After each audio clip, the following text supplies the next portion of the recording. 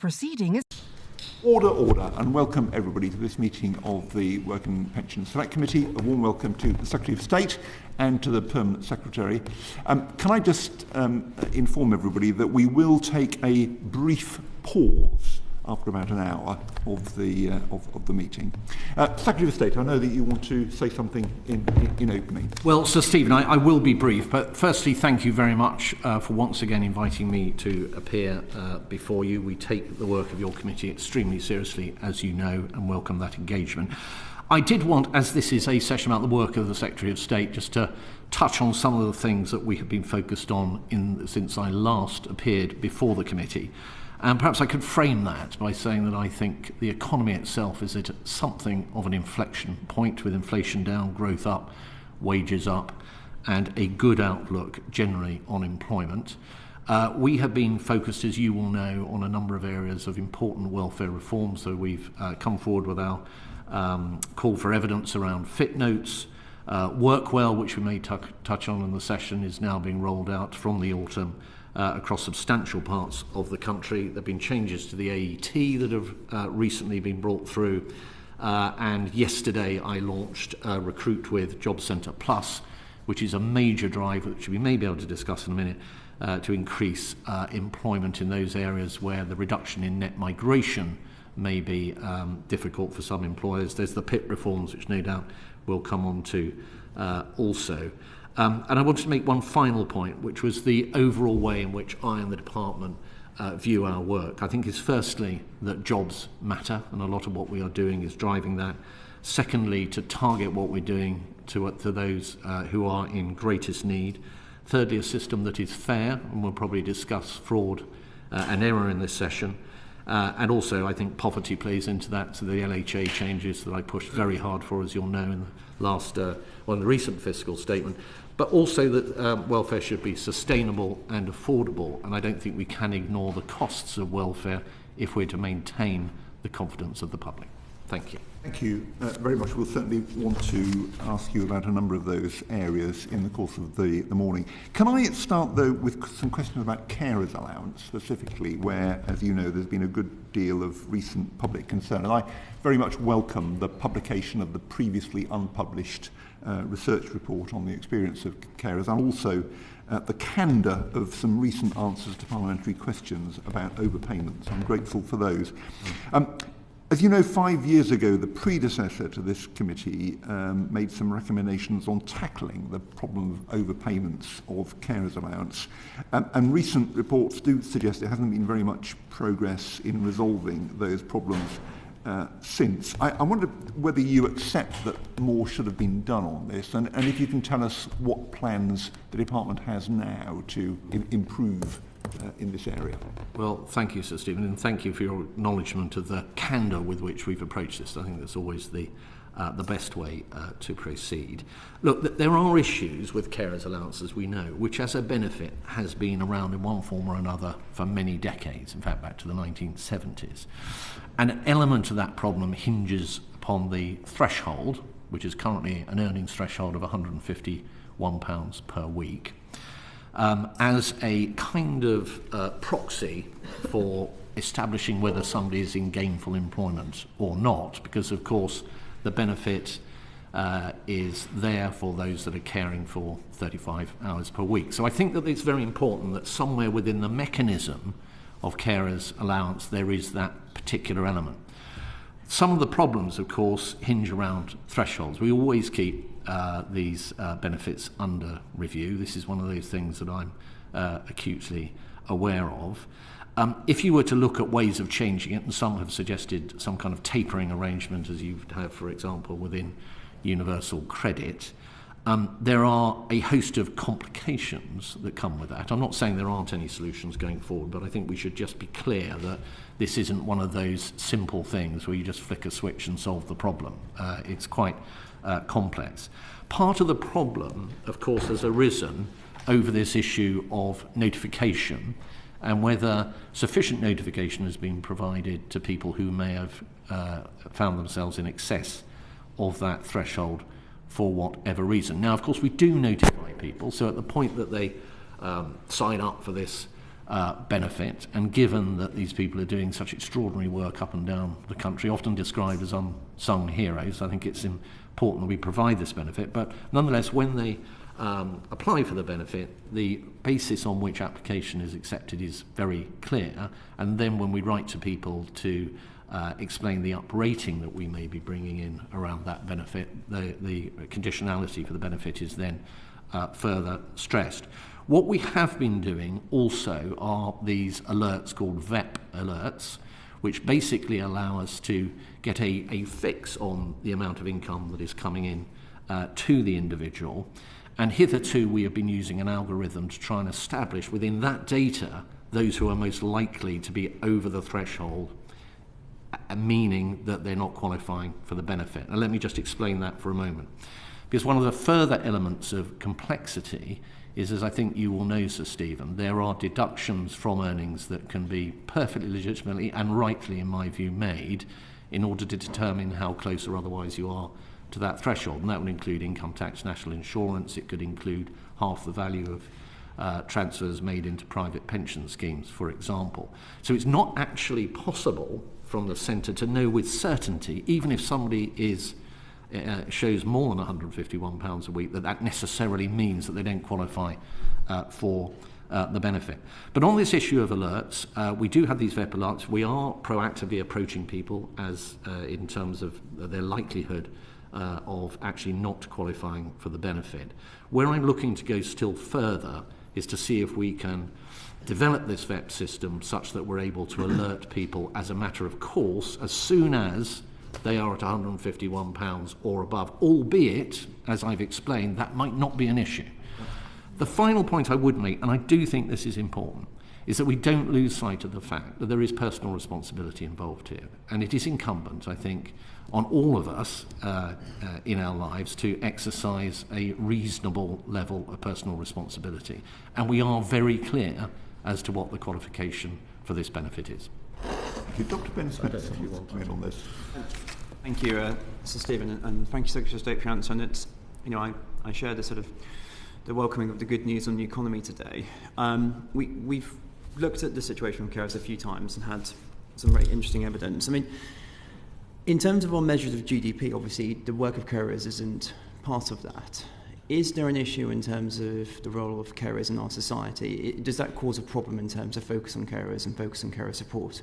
And I know you've spoken a lot, and we're going to go into a bit more work in terms of improving productivity.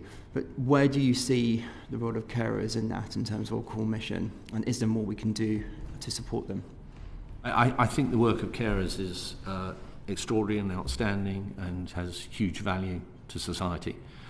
In terms, I think you were kind of, when you were talking about the economy there, Ben, talking about the sort of fiscal impacts, if you like, of all of that hard work that people are doing, it is very significant. There's no doubt about it. If it were not there, then the state would be looking at what arrangements it would need to bring in instead of that, and that would be, I accept, extremely expensive. So on a purely fiscal level, but also just on a human level, I think the work that these thousands of people are doing is hugely important. In terms of the benefit itself, it's not designed to be there as some kind of income replacement. It's there as something which is there to recognise the work that people are doing, and of course many of those who receive carers allowance will also be able to receive other benefits, and Peter, you might be able to the committee talk heard a little bit more to that. From the Minister and some of my colleagues only last month about carers, and one of the points that was made is, of course, you can claim carers allowance and universal credit, but the two overlap. So really the people who benefit financially from carers allowance are people who are not on universal credit, mainly because their household might have savings above the limit or might have other earnings from a partner, for example, that are taken into account. So, but carers does play that really important role. I mean, the other point I wanted to get across, just so the committee feel this, is that, as a department, so many colleagues across DWP have caring responsibilities themselves. And we're a department that genuinely cares for those people who are on carers benefit and doing carers allowance and doing the work that the Secretary of State was just describing. What we're trying to do is implement the benefit in a compassionate way, but also protecting the taxpayer at the same time and getting the balance right, and we can maybe talk more about how we try and do that. I completely get the point on personal responsibility, but at the same time, I think it's clear the processes, I think of all processes of DWP are fiendishly complicated. As part of your engagement with carers, and you've just mentioned in terms of the department, what's been the feedback from carers in terms of how the system could be simpler so that carers don't get into the situation of overpayments? We've seen the evidence that was published last week, of course, which has, there's generally quite a positive view about how the policy is implemented. Part of the complexity is, of course, something that carers like and Carers UK have welcomed, which is the Secretary of State, the ability to adjust the income that's taken into account for other costs, like alternative care costs, as well as the costs of employment or the costs of paid into pension funds and such like. So the complexity is something that people welcome, and that's the challenge that people have had over the last sort of 50 years that the policy has been in place. But look, we've done, Chair, you talked at the beginning about whether progress had been made since the 2019 report, and I was here with the predecessor committee under the chair of, obviously, the amazing Frank Field back in 2019, and we talked about the progress that had been made since the then NEA report had been put in place. So let me just go through a number of things that have changed in the last 5 years. First of all, one of the problems that was identified in the NEA report in 2019 was, of course, the backlog that had been built up in terms of new claims and changes of circumstances. And I'm glad to say over the years that backlog has come right down. We are processing new claims within the time period that we would seek to do, which is between about 11 and 21 working days, and the same is true of changes of circumstance. Peter, We've changed the... Can I just say, looking at where we are on overpayments, we don't seem to be much further forward than we were in in terms of the impact on claimants. There were sort of 1,400 people last year, I think, who had an overpayment of more than £5,000. The number of people looking at this in the department is about the same now as it was 5 years ago, 46. I think it's 49 now, it's 46 then. I just wonder, are there enough people on the case to try and stop these overpayments building up to the very large numbers that we're seeing at the moment? Yeah, so I was rereading the NA report before coming in.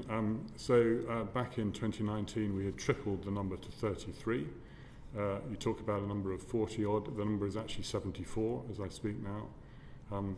The most recent number I saw was 49. It's gone up. Okay, well, we're always trying to balance our resources across the piece, and of course, we've also got 462 people managing the carers allowance benefit alongside that, and getting the balance right in terms of skilled staff is always a sort of challenge. Should we expect the number of these overpayments to come down sharply?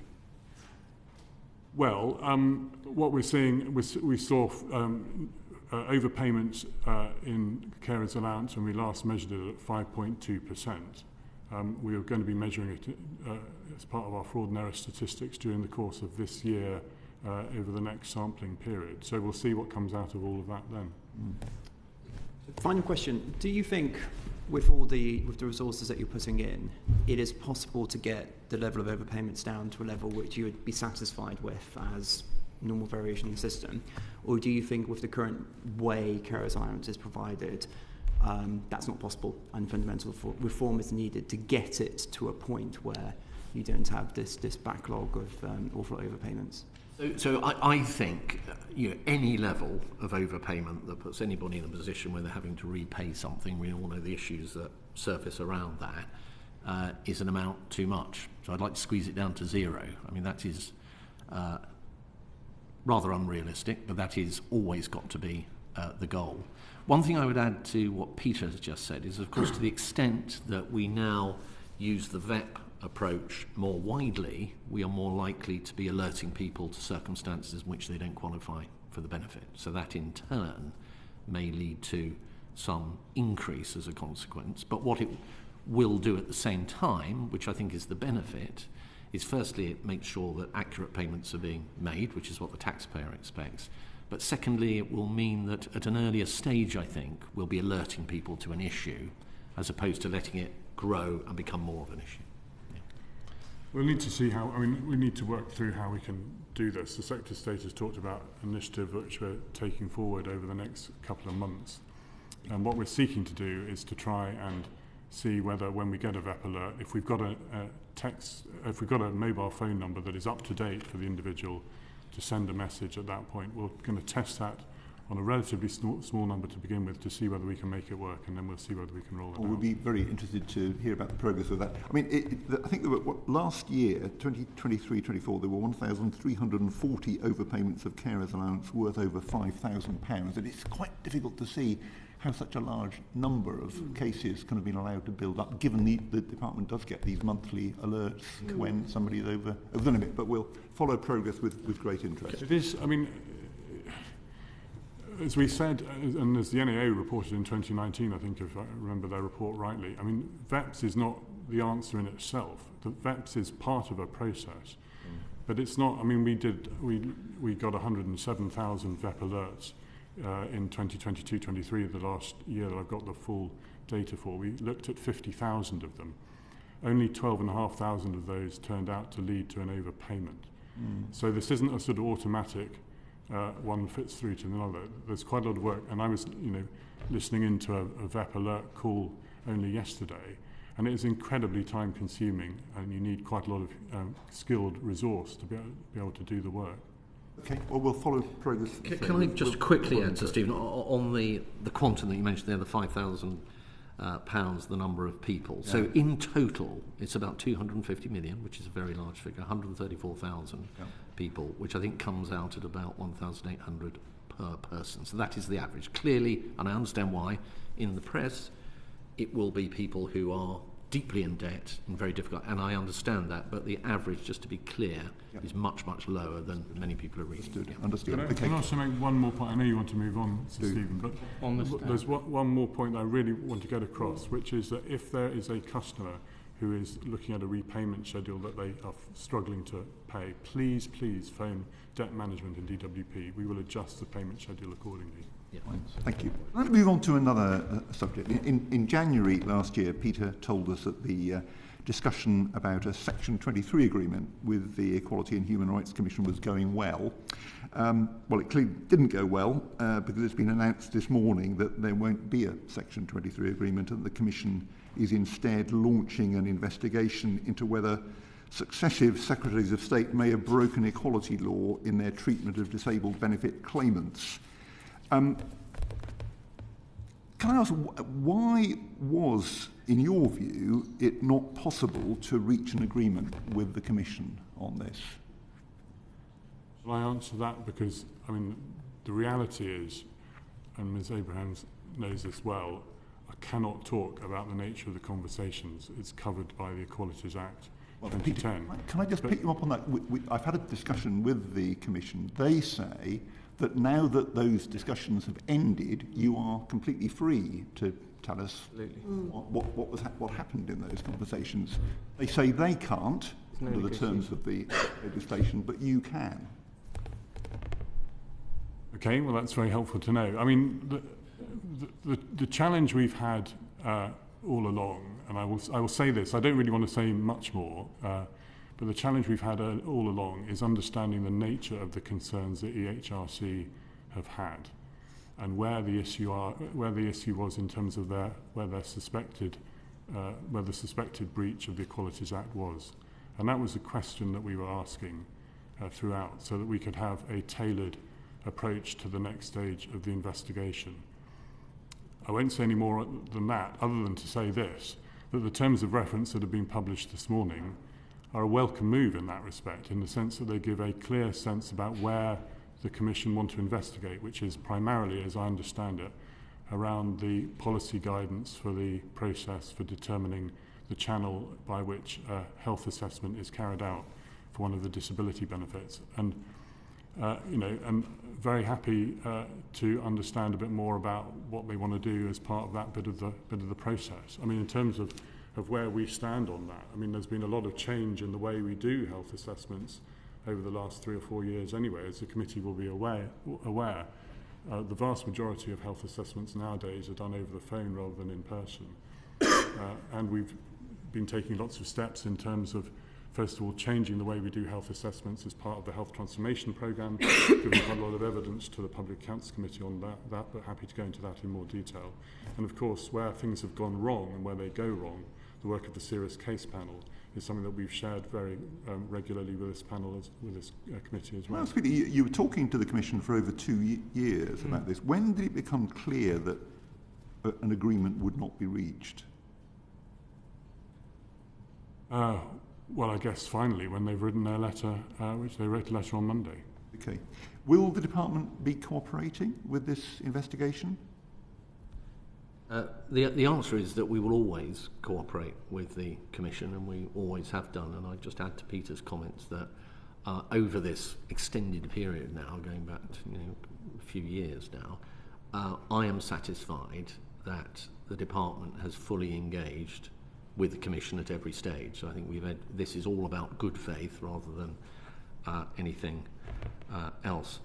I would add to that I received the letter setting some of these elements out, including further comments on the terms of reference, late on Monday afternoon when it finally arrived on my desk. And we've obviously had a press release that came with that was embargoed until a minute past midnight, just past, so into the news this morning. So there's been rather a lot happening, should I say, in a rather concertinaed period of time before my appearance before your committee, Sir Stephen. So I just feel I need to sort of have a little time just to have a little bit of advice on some of this. But as to what we can share around the Section 23 matters, then clearly if it is the case, and this is news to me, but if it is the case that we're at liberty to do that, then we will take that on board. But that is not the advice that I have received to date on that particular issue. I just want to be clear that that's the advice is different that I have received. As told me. Can I just ask, have you met the chair of the Commission since taking up your role as Secretary of State? No, I have not met Baroness Faulkner. Do you envisage engaging with this investigation as it goes forward? Sorry, me personally? Yeah. Well, clearly it's a significant moment, and it is something that I take very seriously, as I do any suggested criticisms of the part of the department, particularly in this kind of area, more vulnerable people. Yeah. Will you now meet the chair of the Commission? I have no reasons, prima facie reasons, why I would not meet with the chair. Clearly we would need to understand what it was we were due to discuss. I'd need to be taking into account all the factors that may be pertaining at that particular moment in time. But I have no hard and fast reason why I would not meet with the chair of the Commission. Absolutely not. Might it be a good thing if you did? Conceivably, but as I say, Sir Stephen, you're asking me questions, hypothetical questions about the future, and this is really sort of come upon me in this particular circumstance rather with a certain immediacy that has not really given me the opportunity to sit down and take various pieces of advice that I think as Secretary of State you'd expect me to take. Can I raise a final area on my part with you? Can I ask you what preparation the department is making for the proposed abolition of national insurance? So I think you're referring to the aspiration that the Chancellor and indeed I have spoken about, which is that we see national insurance as firstly a double taxation, because it's a tax on jobs in addition to the tax that people are already paying by way of income tax. And we also see it as one of those taxes that actually erodes the level of employment, makes employment less attractive compared to, for example, welfare, where there is a choice between the two in certain circumstances. That is an aspiration. It is not a scored, firm commitment in the short term. It is something that may be one or more parliaments in order to deliver. And I think under those circumstances, to be actively preparing for that change, i.e. reducing national insurance to zero, would probably not be a proportionate use of our resources. Right. So there aren't any preparations for it being made at the moment? Well, we have the ability, when we say preparations, we have the ability within government and within the Treasury and HMRC and so on, and ourselves, to make the adjustments that are required to deliver on a policy that is about reducing national insurance. And we have already seen that twice. So we've already gone down from employee national insurance at 12% my point is to 8%, and we've done it. So we're ready. If it's abolished, then obviously the entitlement conditions for lots of benefits will be fundamentally changed. So I'm interested that you're not actually doing any preparation for that at the moment. But Sir Stephen, just to clarify that though, but when you say that, I mean, if the question was, look, there's been a firm commitment to abolish national insurance in the near to medium term or the near term, what are you doing? Then I think that's an absolutely fair question. I think, though, to say we should be making preparations for something that is an aspiration perhaps over more than one parliament is a different question, and I don't think under those circumstances we would be doing lots of work, although I've no doubt there are people that will be thinking about those matters within the department. Right. So it's not something you'd expect to happen in the next parliament, for example? No, I didn't say that. I said that I think an aspiration that is about getting national insurance down to zero and abolishing it is something that we recognise will take certainly one parliament, but may take more than one parliament. To make one further point to you, and then Nigel wants to come in as well. Just Silver Voices, the pension campaign group, says that abolishing national insurance would mean, quote, threatening the continuation of a universal state pension. What reassurance would you give to people who have those concerns? Well, a very firm reassurance, which is that there isn't a hypothecation between those revenues raised through national insurance, which, as you know, are very considerable, along with income tax and VAT as the three biggest revenue raisers, and the provision of the state pension for a very long time now. And you'll know, as a former pensions minister, Sir Stephen, that pensions are paid for out of the general taxation pot. So the first thing is, I think it's very mischievous on the part of those that are suggesting that link, because it doesn't exist. The second point I would make is look at our record as a government since 2010. We've seen a couple of thousand fewer pensioners in poverty, in absolute poverty after housing costs across that period. We brought in the triple lock, we have honoured the triple lock, and we have committed further to the triple lock beyond this Parliament. And I think those things should give people, pensioners, reassurance that we are standing fairly and squarely behind them. And I would say one other thing, which is I think to the extent that people are knowingly and mischievously propagating this myth, I think it's very unkind to a lot of elderly people, some of whom will be quite vulnerable and worrying. Nigel Lewis. Well, is it fair to say now that the starting point for national insurance and income tax is basically the same amount, that you could quite straightforwardly just use paying income tax as the trigger for earning a year's state pension entitlement, as you can do with national insurance? It's essentially the same data feed on the same amounts from the same place. You could just flip to using income tax now. You're getting into very complicated issues. I feel like I'm sort of being transmogrified back to being the Financial Secretary to the Treasury when I was responsible for all these tax issues.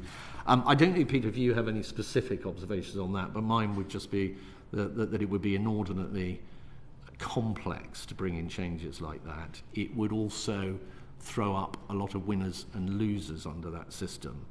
And I suspect that depending on how tight the economic conditions were and your ability, therefore, to compensate those that were going to lose out on all these arrangements, it might be politically rather difficult to deliver. That would be the only... If you didn't have national insurance, the only way you could have an entitlement-based state pension would be to use effectively income tax being paid as the trigger rather than national insurance, unless you'd just say, well, everybody can have a full state pension with no earnings requirement, which that would be incredibly generous.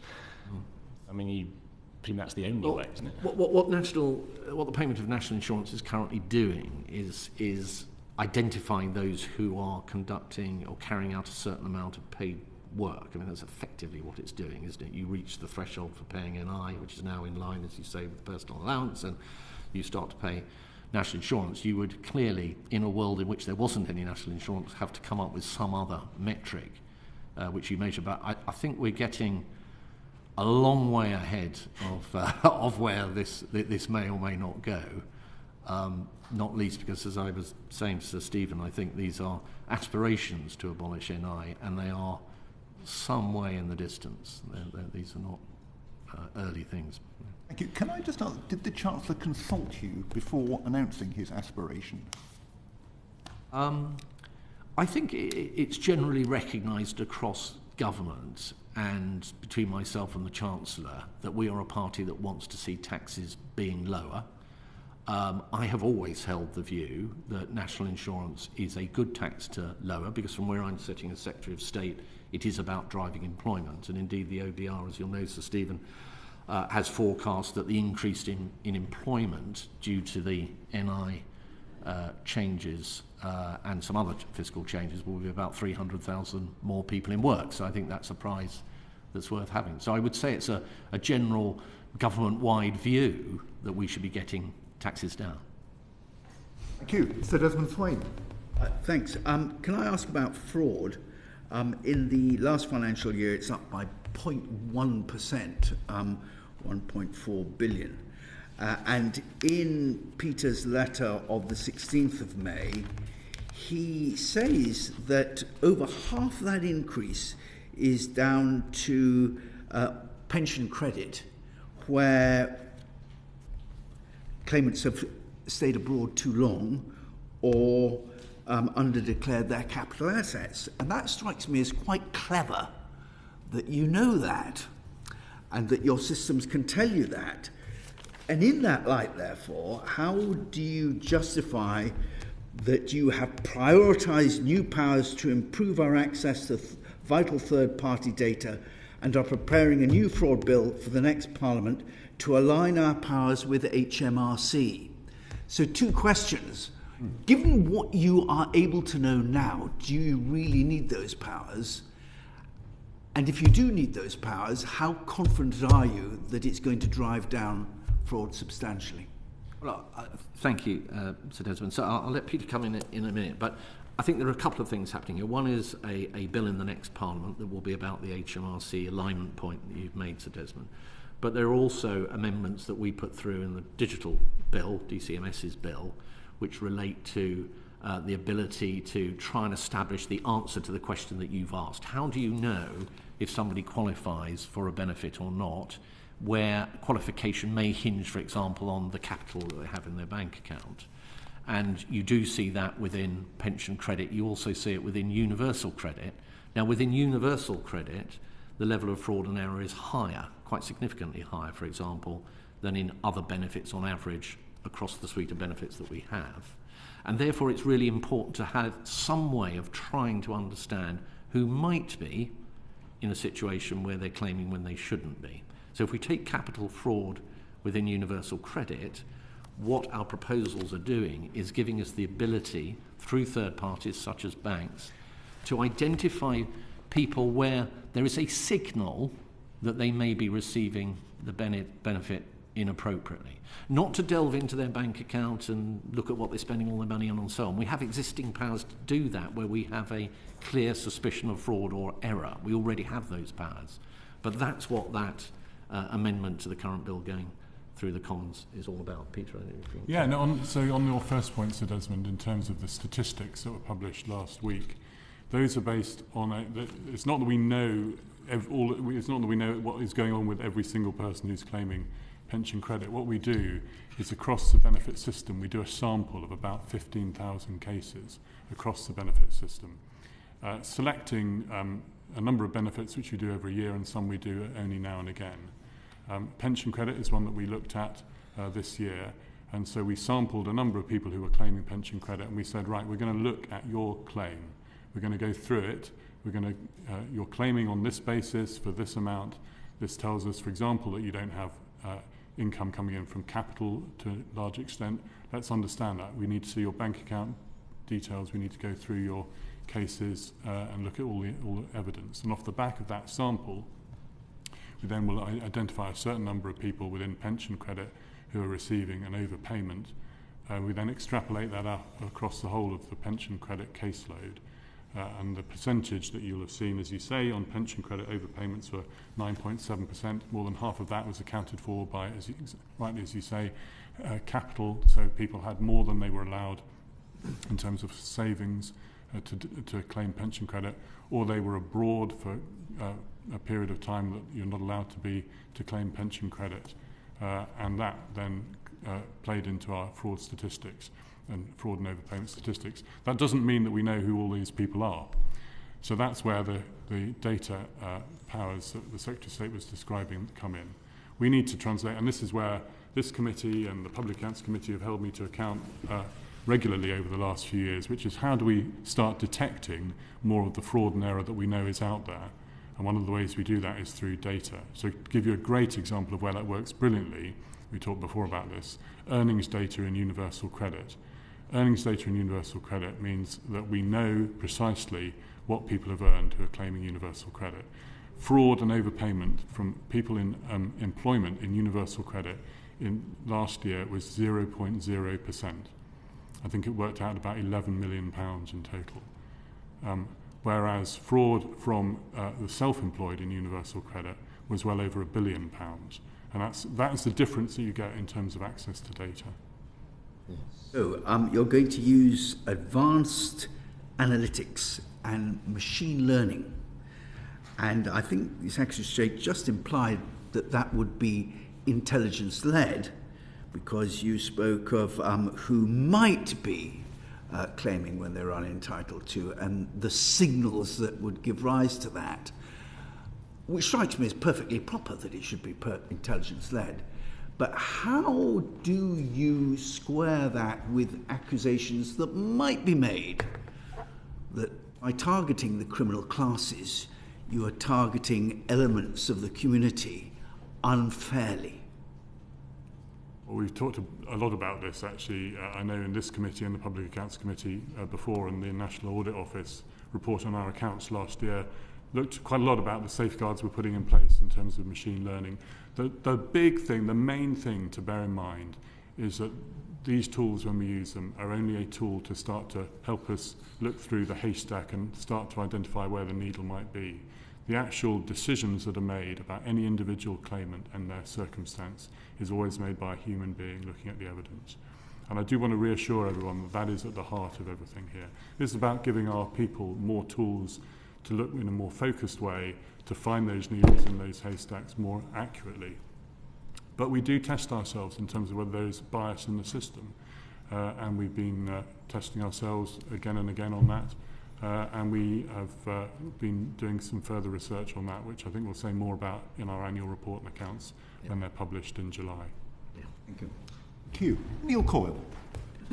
Thanks, Chair. Can I start with the survey that your department's doing with Ipsos Mori on tax credit claimants not applying for universal credit after receiving managed migration notices?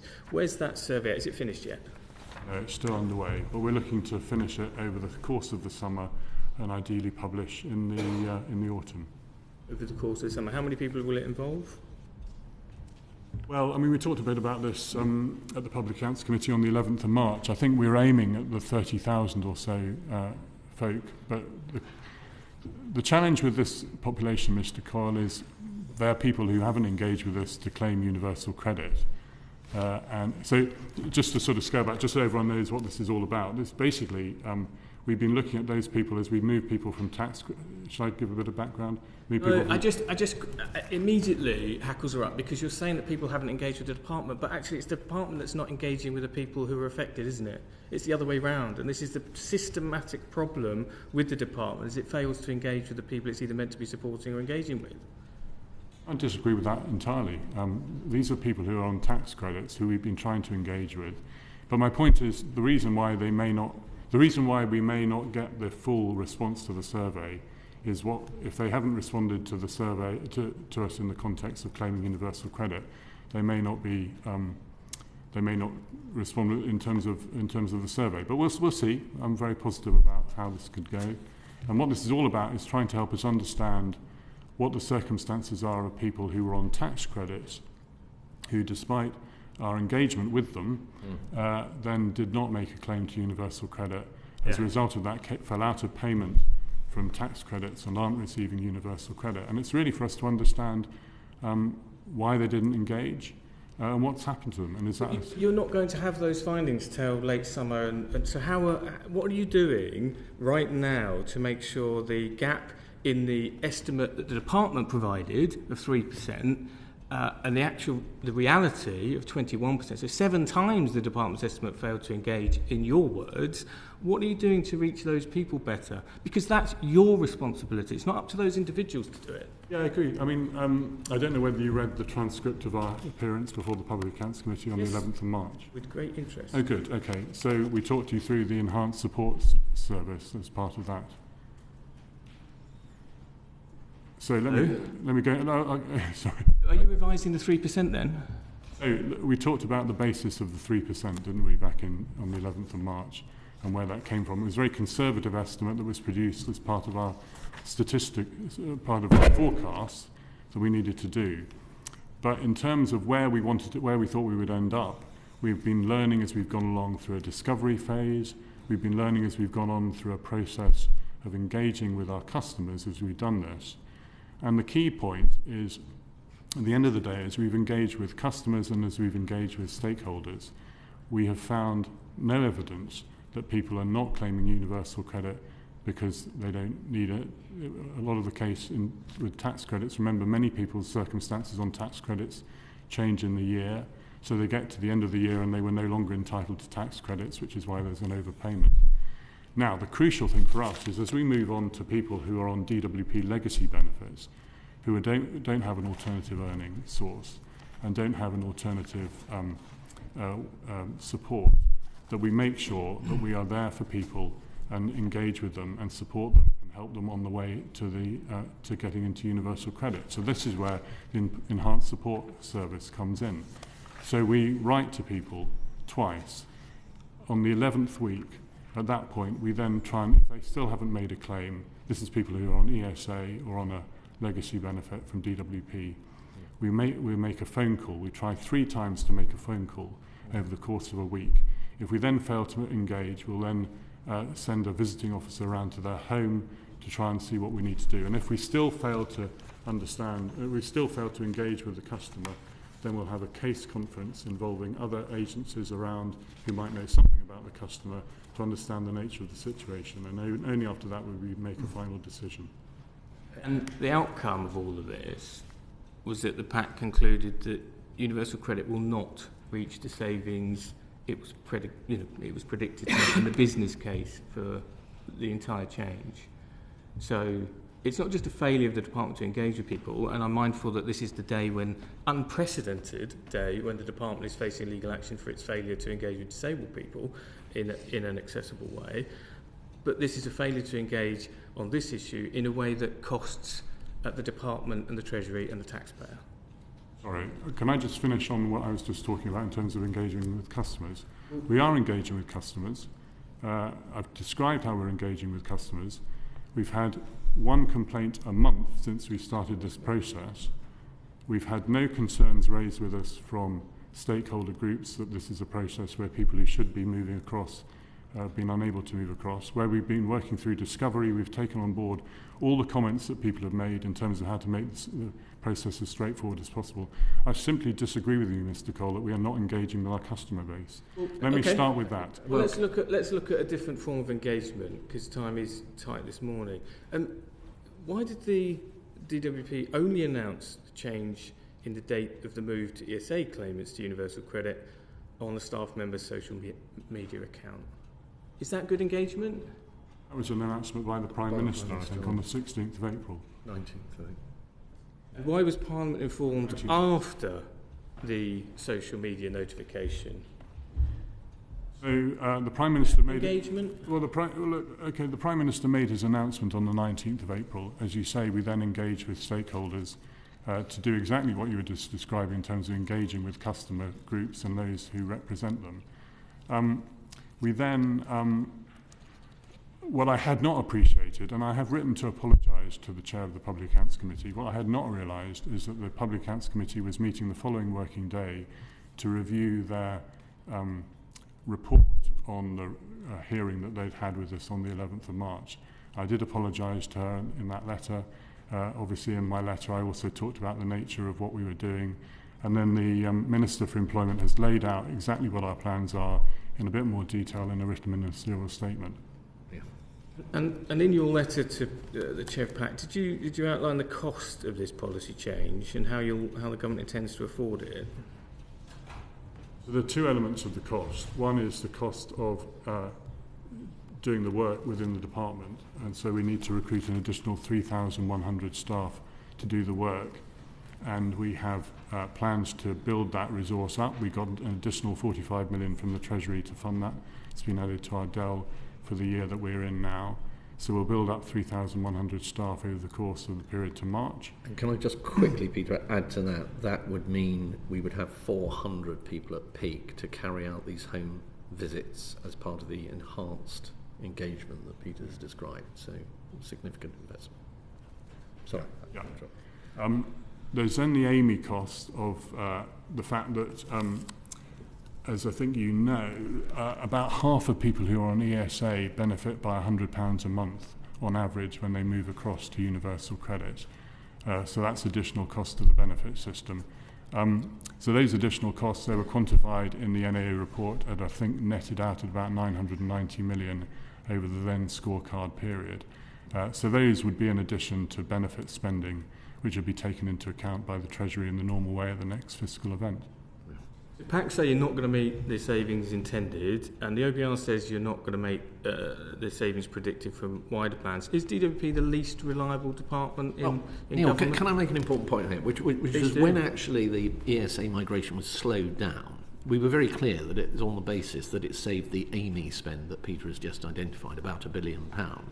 And we were then criticised for slowing down a process that takes people from a relatively inactive benefit environment into a very active benefit environment under UC. Now we're actually responding, and the Chancellor's made the money available, to actually speed up that process. I think that's a good thing, but of course it does mean that the previous saving that was in the Amy and the scorecard has now come back onto the scorecard, but obviously is taken in the round by the Treasury as they go into their various fiscal events. Just in terms of the net benefits from universal credit, I do just want to set the record straight, Mr. Cole, in terms of the business case. As we discussed on the 11th of March, the total investment in universal credit is something like £2.8 billion. The annual savings that we're seeing in terms of admin and other things generate that within about 5 years, let alone then the savings that you get from getting 200,000 people into work, which dwarfs that. So look, these are Public Accounts Committee figures. You're suggesting they're my figures. They're not. You didn't make a credible case to PAC. They have doubted your figures. I'm just repeating them today. If you want to go back to PAC and try and revise their report, you're more than welcome to. Look, on the final point on migration for ESA claimants, given that the department has found to have discriminated against disabled people and acted unlawfully, is there a pause on more disabled people being affected by migration, or is there an improvement to how those disabled people will be contacted as part of the process? What's your interim measure? The government hasn't discriminated against disabled people. There's an investigation that EHRC have launched, but nothing has been proved, and as I say, the whole approach that we're taking in terms of the way we deliver health assessments is one where we are listening and learning, and we've made big improvements, as I described in my answer to the Chair a bit earlier in the hearing. So many years ago, I was a parliamentary officer at the Dispute Rights Commission when we drafted the legislation on the public sector equality duty, and that DWP later adopted. The EHRC cannot pursue the investigation unless it is confident the law has been broken. So you're sitting here telling us, I think we're going to come back to the HRC. So, but you are trying to suggest that what is true is not true. Well, I think the statement you made, Neil, was that we had been found to have acted unlawfully in this respect, and that's not true. The investigation doesn't begin without that threshold. The investigation begins on the basis of a suspicion that something has occurred. It is not in and of itself a conclusive proof that of which it is suspicious has occurred. I mean, that is simply a fact. Well, we're coming back, I think, to that investigation. I've one final question as a follow-up around something you said earlier. Is abolishing national insurance an aspiration or a policy? I describe it as an aspiration. It's not a policy in the sense that we are saying by a certain time this will occur. We are, however, clearly signalling a direction of longer-term travel, the destination being the abolition of national insurance. Did the Chancellor mislead Parliament? Not to my knowledge, no. On the 7th of May, he said it was a policy to abolish employees' national insurance. So I defined what I meant by policy when I just answered your question, and in those terms, he will have his own definition of what he meant by policy at the moment he said that. But it's your department. Hold on, Neil. I've said that you've asked me, is it a policy? And I said, well, in the sense of a policy being a clear commitment at a moment in time to abolish national insurance, then no, it is not. Now, the Chancellor may have his own views as to what a policy is, and we can have a very long conversation about it. The Chancellor says it's a policy, but the department that is responsible for the spending raised by employees' national insurance... No, that's an ingenious line of argument, but it's not reasonable, because what I have done is I have explained... I have defined policy in certain terms and then explained that on that definition, our aspiration to abolish national insurance is not, on that definition, a policy. Now, if you can give me a two-line version of what a policy is and how it's defined that everybody would sign up to and agree, then we'll have an equal playing field on which we answer your questions. So I mean, I use the government's definition for this because the gov.uk is very clear what employees' national insurance pays for, including contributions-based ESA. So what is the policy of a contributory ESA if NI is abolished? Yes, well, the word "if" is very important in that question, because nobody is saying that any time soon, nobody is saying that in the short term we are going to be abolishing at a stroke national insurance. And I think most fair-minded people would know, not least because of the cost of doing that, would be several tens of billions of headroom which are not currently there according to the current forecast. That is not the situation we're in. So you're predicating your question on something that is not solid.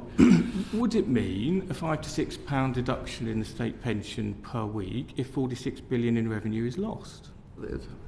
These are hypothetical questions that you're based on the Chancellor's announcement. Well, you could ask me anything. You could say we put the defence budget up by, met a 3% aspiration instead of 2.5%. That would cost X. What would that mean for another part of government spending? I'm asking these are pure, as the Secretary of State for Work and Pensions, if pensions will be affected by the Chancellor's stated policy to abolish national insurance, which raises the revenue to pay pensions. The Chancellor and I and other members of the government have an aspiration to abolish national insurance through an indeterminate but long period of time. Decisions around how money is spent within government are typically announced, in the main at least, at fiscal events in the spring and the autumn. And as you will know, they are underwritten in a scorecard by the OBR to check that all the numbers add up and are within the fiscal rules. And that's the way it operates. So those decisions that you're theoretically putting forward would be ones that would be taken in that way. Which takes 46 billion out of government spending primarily to what period per year, primarily to your department, and you are not suggesting today that pensioners will be protected from that change. So they can expect to lose £5 or £6 per week per person. Can you refine your question a bit? When you say this policy will take £46 billion out of public spending, over what period do you believe the policy is? That is per year, and perhaps you need to talk. Year. That is perhaps what you need to talk to the Chancellor about. When does that happen? Because he has announced this policy at the dispatch box. He has not announced a period during which this will happen. Any further moves to cut national insurance are a matter for the Chancellor. They will be scored by the Office for Budget Responsibility in the normal way, and they will be funded. Okay. But to make this suggestion that there's suddenly £46 billion that's going to be taken out of the public finances is just not a reasonable assertion to make. Okay, great. Sorry. Thank you. Vaughan Bailey.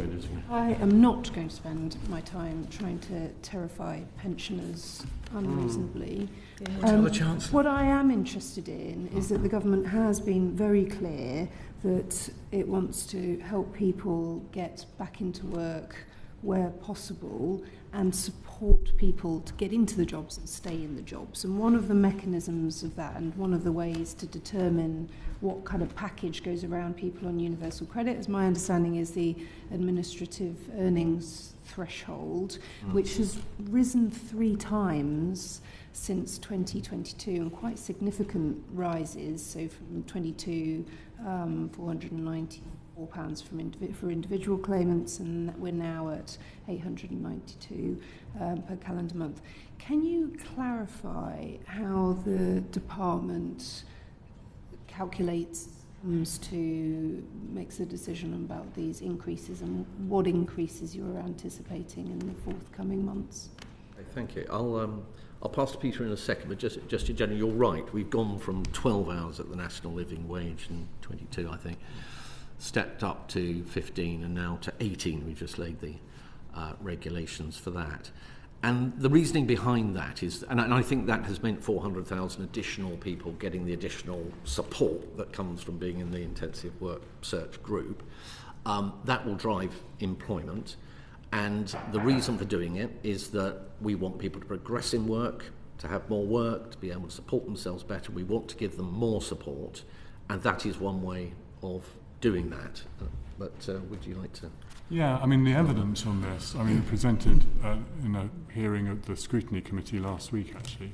But a lot of the evidence for the benefit of doing this comes from various studies that we did between 2015 and 2018, and we followed a series of people who got intervention who were earning above the administrative earnings threshold, and we looked at what happened to them 52 weeks later and the impact. And what we saw was greater engagement with the job market, looking for better paid work, engagement with employment and training opportunities, and general increase in motivation. And that alongside that, we had further qualitative studies which showed similar results as well. So a set of those studies together give us confidence that when we take the support that's offered in the intensive work search group and apply it further up the administrative earnings scale, that we'll get outcomes in the job market and get more people progressing in work and getting into higher paid jobs. Do you see 18 hours, sort of, that's the approach at a bit of a ceiling, or are you looking at further increases to bring more people into the net? We've got no immediate plans to look further than 18 hours at the moment. Yeah. Is the reason I'm concerned, there's a clear benefit for getting more people supported and into these intensive packages particularly, but there is a knock-on, potentially unintended consequence for single parents and parents that we've heard evidence for, and this committee campaigned hard to make the changes on childcare. You did that, we're very grateful for it, but for some parents, particularly single parents, they're not feeling the benefits of the childcare hours because of these sort of changes that have come alongside for the AET. So the Ruth Talbot, founder of Single Parents' Rights, which you may have seen when you're preparing for this, she told us she didn't think the benefit system adequately recognised the existence or needs of single parents. She notes that there's a couples AET, which in effect allows one parent to stay at home. So obviously not something that is available for a single parent or many single parents. And that prompts her to ask, why is the fact that a single parent is both a breadwinner and sole carer in most circumstances, and that's just not taken into account? She suggested it would be useful for there to be a lead carer category specifically for single parents, and for there to be more priority access of free childcare for single parents. Now, I know that the work coaches have some discretion, some flexibility, but that can be patchy. Are you looking at making some changes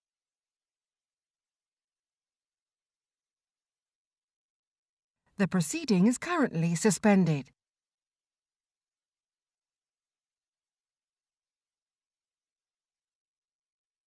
The proceeding is currently suspended.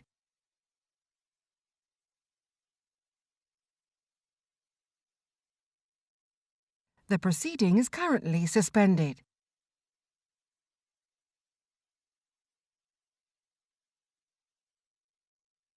The proceeding is currently suspended.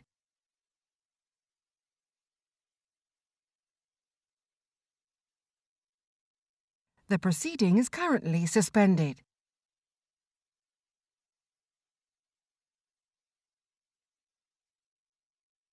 The proceeding is currently suspended.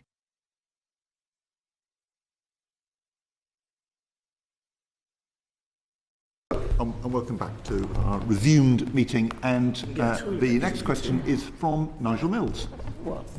Thank you, Mel. You've got quite a lot of work ongoing about how people who don't think they're fit for work should get support, whether they should have to work or not. Could you just maybe talk us through what the journey you think is the right one going forward? Say I suddenly get injured or ill and don't think I'm fit for work anymore. What should I do? What will the process be that decides whether I have to work or get benefits? I think the key word that you've used there is journey, and that's exactly how I see matters around benefits, long-term sickness, disability, etc. And at the start of the journey often actually is somebody who's perfectly fit and well in every sense, maybe in employment, and then something happens. And the first thing that they do is they go to the GP and they explain their circumstances.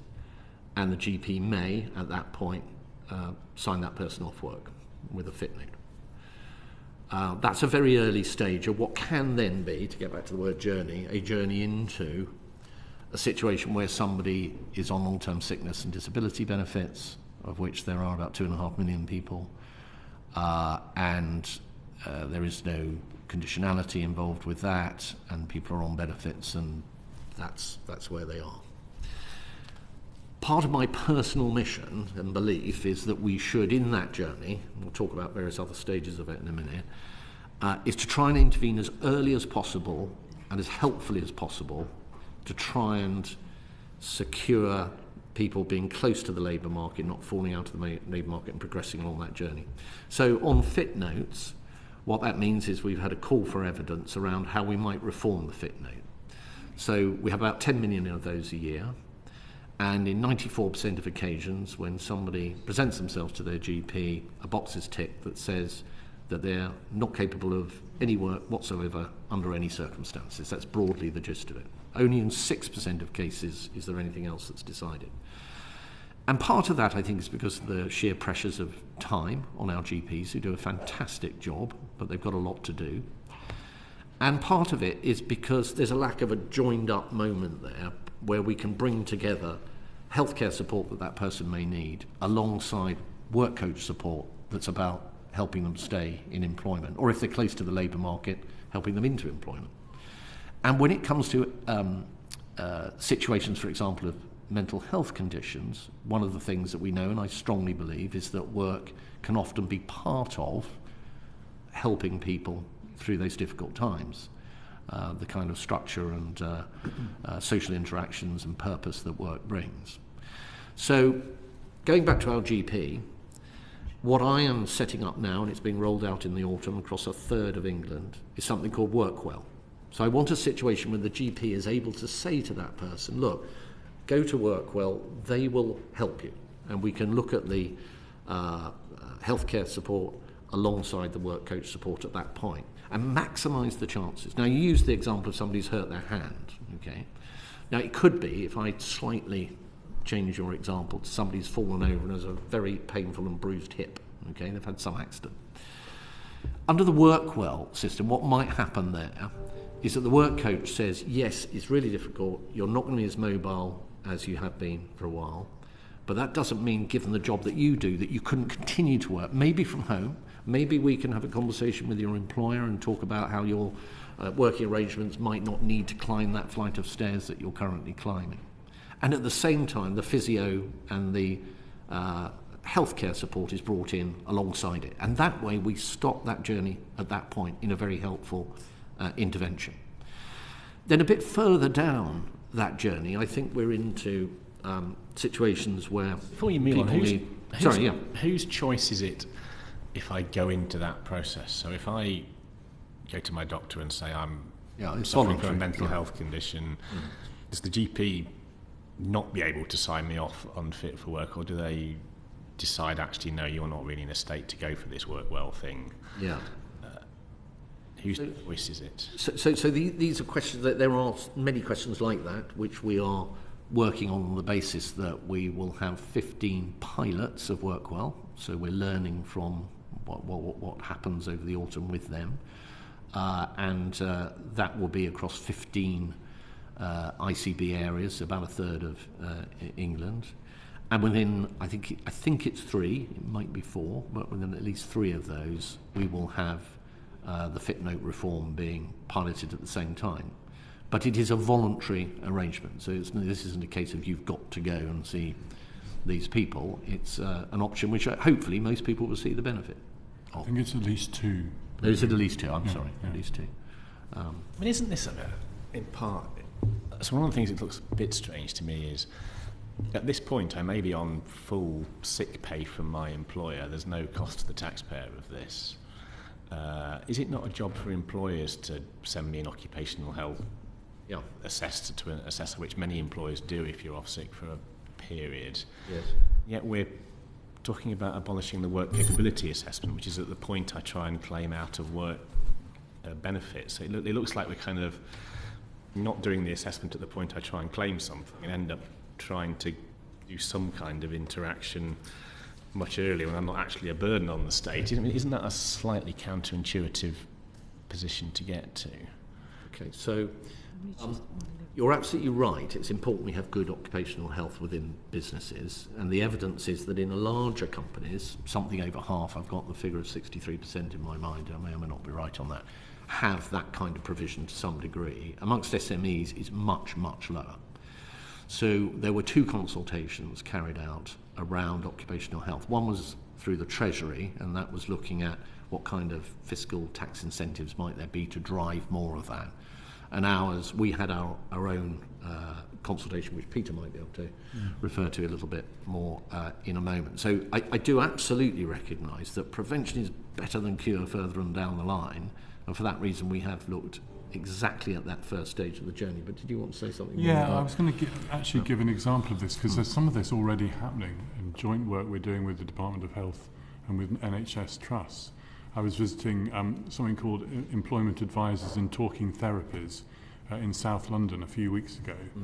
And there the intervention, sometimes it is referred by the GP, sometimes it is self-referral, but it'll be someone, I met one of their customers, one of their clients, who was struggling to engage with their employer in terms of reasonable adjustments and in terms of what needed to be done to stay in the workplace.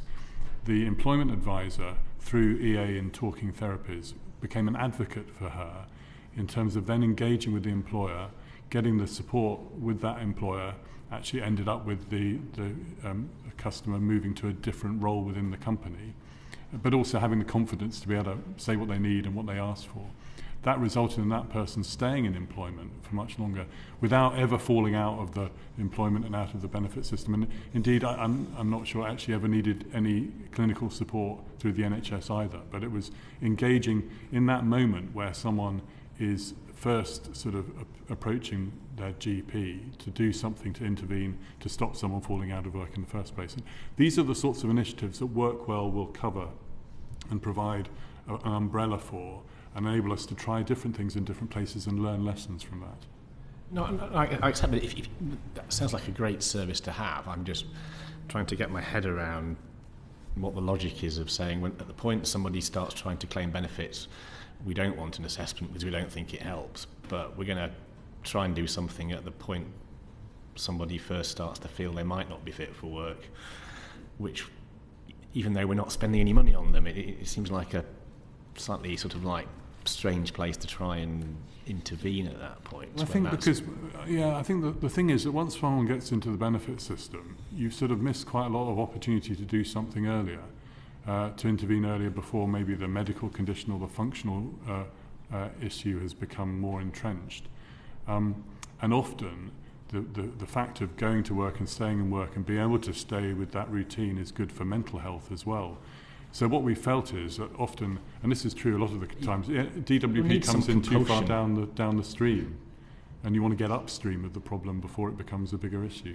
I mean, if you think you're in this problem because someone goes to the GP and says, I don't think I'm fit for work, and the GP just goes, okay, have a couple of weeks off or a couple of months off, unless you have some level of compulsion to go into the work well, they'll just say, and you're not fit to go to the work well, because people won't want to. I mean, some people won't feel fit to engage in this. I mean, you're effectively going to need, for quite a lot of people with quite a lot of conditions, some level of compulsion right at the start of this, aren't you?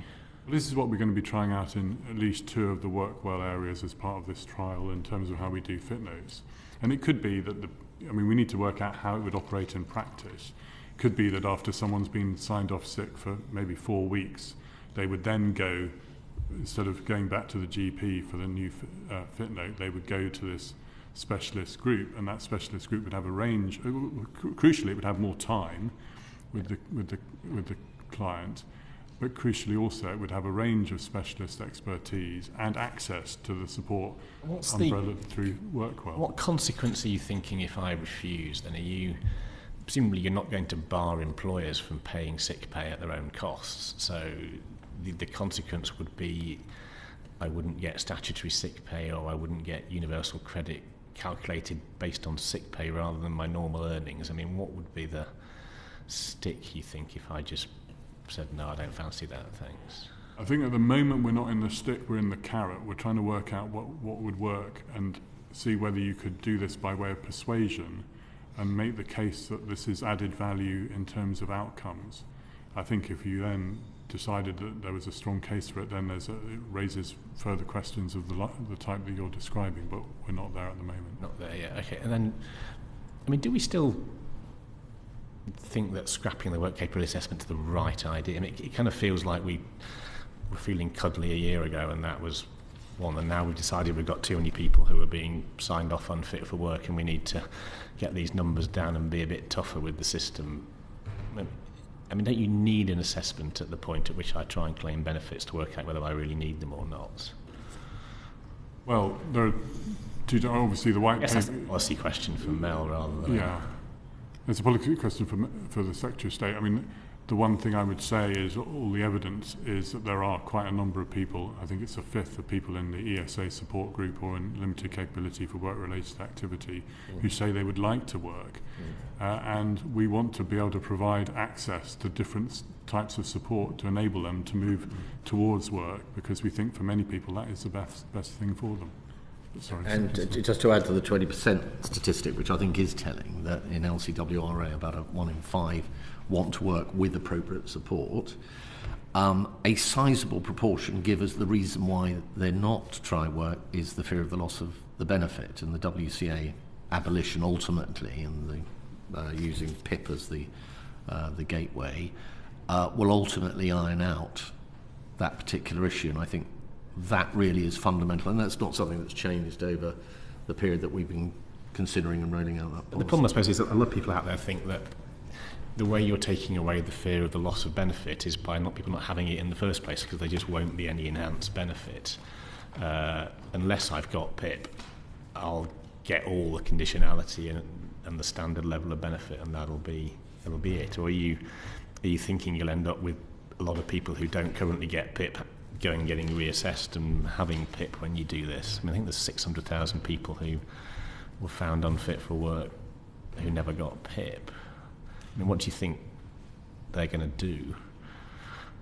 Well, for some of them, what we've said, where there's a short-term kind of issue or other sort of diagnoses like cancer, for example, and maternity, pregnancy risk, they would be eligible for the universal credit health element as part of that.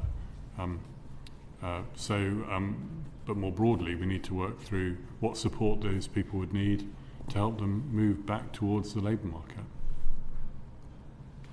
And then we talk about changing PIP, so I wouldn't get a kind of monthly award. I might get a one-off sum or some vouchers. I mean, how do you, if you're going to use a PIP assessment as a proxy for whether I get reduced conditionality or an enhanced universal credit benefit, how does that work if I get, a bit of money to pay for an adaptation as a one-off payment and then never get anything else? Does that mean I don't get the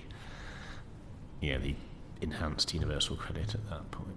I think they're very fair questions, and there are many other questions like it, and that's why, as part of this process, we have to, and we're consulting on PIP, as you know, we have to think about exactly those issues. But we do have some time, so the WCAA abolition for the flow onto the LCWRA starts in 2026, I think, through 26 to 29 or thereabouts for flow. So we have time to get those points right. Just on the PIP consultation, Nigel, it's not just about whether one changed PIP payments into one-off grants. I mean, that is one of the elements that has been sort of ventilated a lot in public, but there are all sorts of different changes that may or may not be desirable, and it could be that grants is one of those things that we decide we don't think is appropriate. But it's one of the options of many that are... I just want to explore the fact you appear to have two consultations which kind of compete with each other, because if you did one, you couldn't do the other in that situation. You're right, there is an interplay between PIP reform and the WCA changes, and that needs to be thought through. There is the time to do that, and we'll be very careful, and that's part of the reason why we're consulting and listening, for example, on PIP, and indeed did so on the WCA reforms as well. Don't you think people would have a little more confidence in this new system you're proposing if you hadn't then, in the meantime, before you abolished the work capability assessment, suddenly made it a hell of a lot tougher? I mean, it seems like a slightly inconsistent thing to say, we don't think this helps, we don't want it going forward. In the meantime, we're going to make it much tougher. So fewer people are going to be found unfit for work. I mean, that looks to be sort of haphazard, doesn't it? Fewer people are going to be found unfit for work, as if that's it should be a goal in itself. And I would like to see it as trying to help as many people as possible who, despite the fact that they have real, genuine barriers, we're able to work with them and help them into work. And as I was saying earlier, in terms of mental health conditions, seeing work as being a positive thing as part of an improvement in somebody's condition. I mean, do you just finally, for a lot of people, to have confidence the benefit system is fair and giving support to those that need it but not those that don't, isn't just having an assessment which decides whether you're fit for work or not actually quite key to maintaining that level of confidence? I mean, don't you worry that not having it would be perceived as just opening the floodgates in a way that is not helpful? I think within the system there always needs to be, and rightly is and will continue to be, elements of assessment that, for example, differentiate between those people who we would all immediately recognise as not being able to work, and that we have a duty as a civilised society to support those people to the maximum extent that we can. And there always needs to be that mechanism, and I don't think that is something that at any point we're looking at resilient from. I think that's sort of fundamental to the way the system does, should and will continue to work. Of abolishing the assessment and moving it almost to a subjective judgment of a work coat is kind of exactly that, isn't it? So somebody has to make an assessment, so there always has to be a human being. The question then becomes what is the assessment, how is it conducted, is it fair, is it reasonable, etc. Is it consistent? Can I appeal it? Yes, can you appeal it, etc. Can you pause the process for whatever reason? Do you have a holistic approach to it whereby the work coach sees it as their duty to actually prompt you into providing further information that actually might be leading to a better solution in terms, maybe, of you going on to a benefit where you're not required to work. So I think there are all sorts of issues around that, and those are big questions, which we will constantly be coming back to, I've no doubt. But what the department needs to do, and I think Peter was explaining earlier, is to be a learning organisation that through research, through the experience of doing things, through, as described with Workwell, testing and piloting things and learning from that, can, through time, continuously improve what we're doing, recognising that as a department with 90,000 people working in it, interfacing with tens of millions of people almost on a daily basis, sadly we will never always get it right, but we must always strive to always get it right. Can I also add, I think the tone of the conversation would be different in a job centre with a work coach, where the conversation is about what can you do. The functional assessment of a work capability assessment is really around often what you can't do as opposed to what you can do. And really what we want to be doing is supporting our work coaches to have that really empathetic, positive, constructive conversation about what people could do, the nature of the skills that they bring, and the nature of the opportunities that there are in the local area.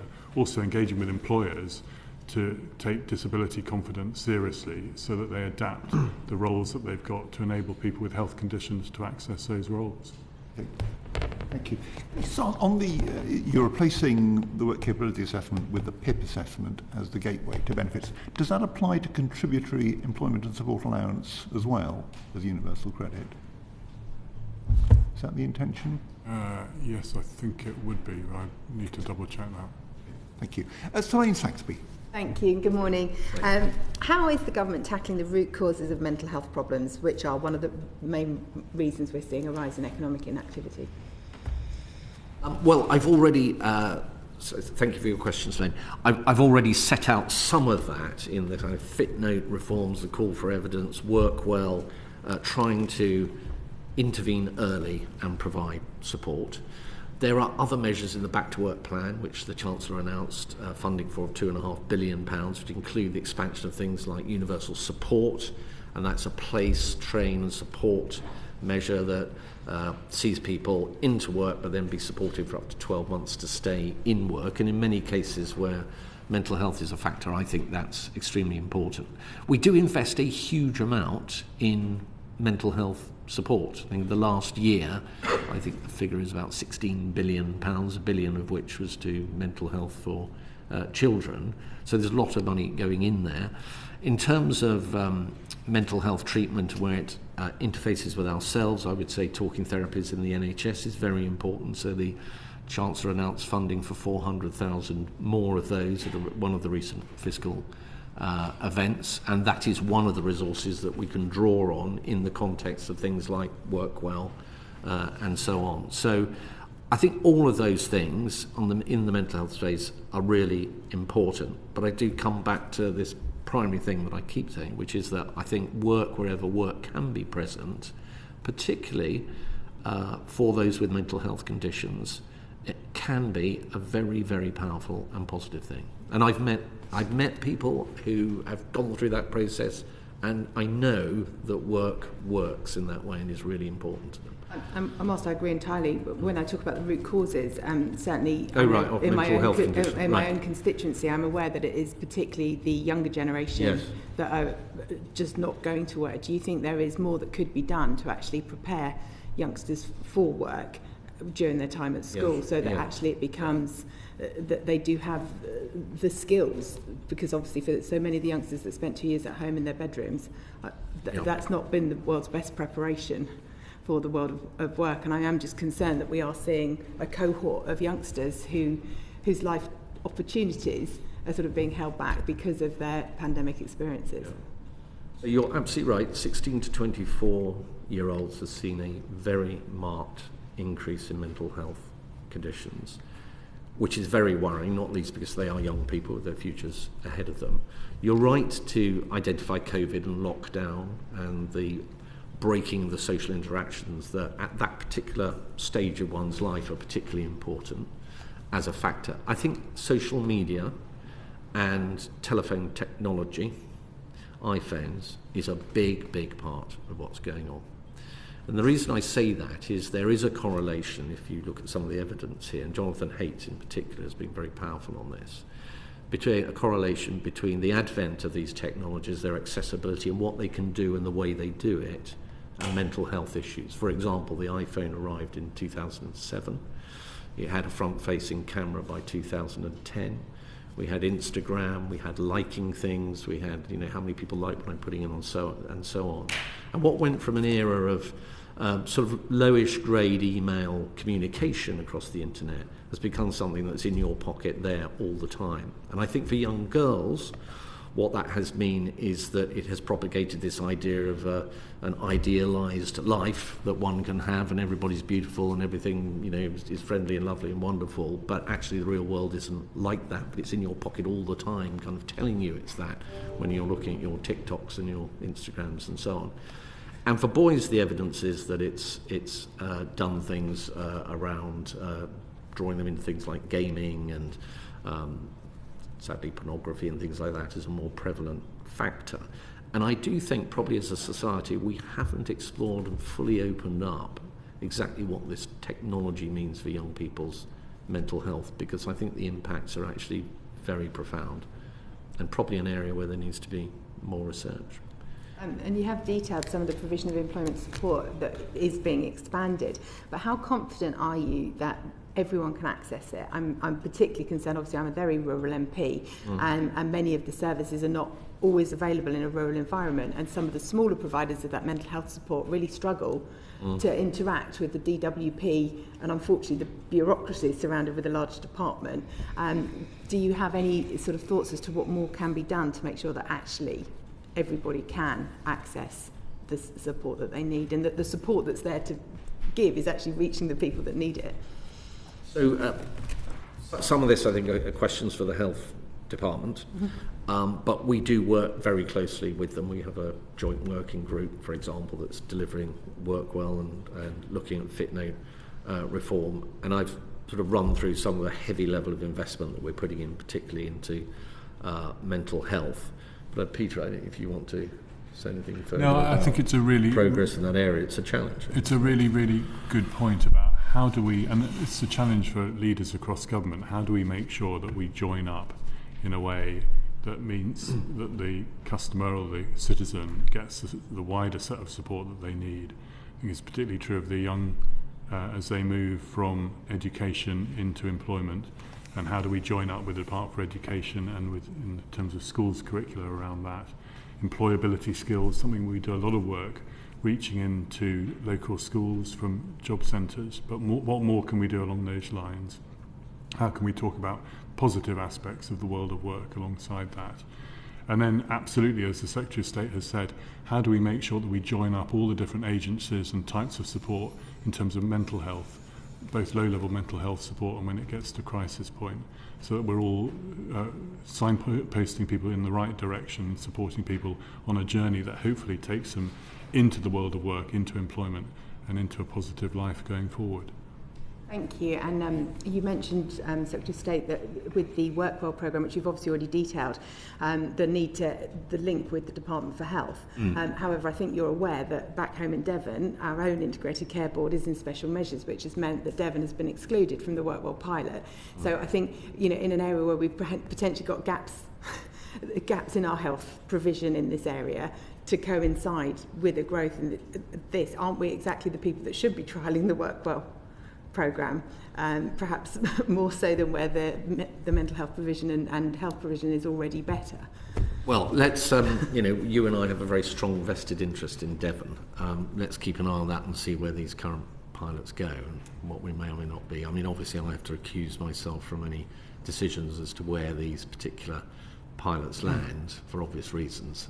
I was told by my job centre the reason we didn't have it in Devon was because my Integrated Care Board is in special measures. And I think that in itself, I recognise it's not your department, but it does make it very hard to provide the services that those young people need when we're excluded because of the state of our health service.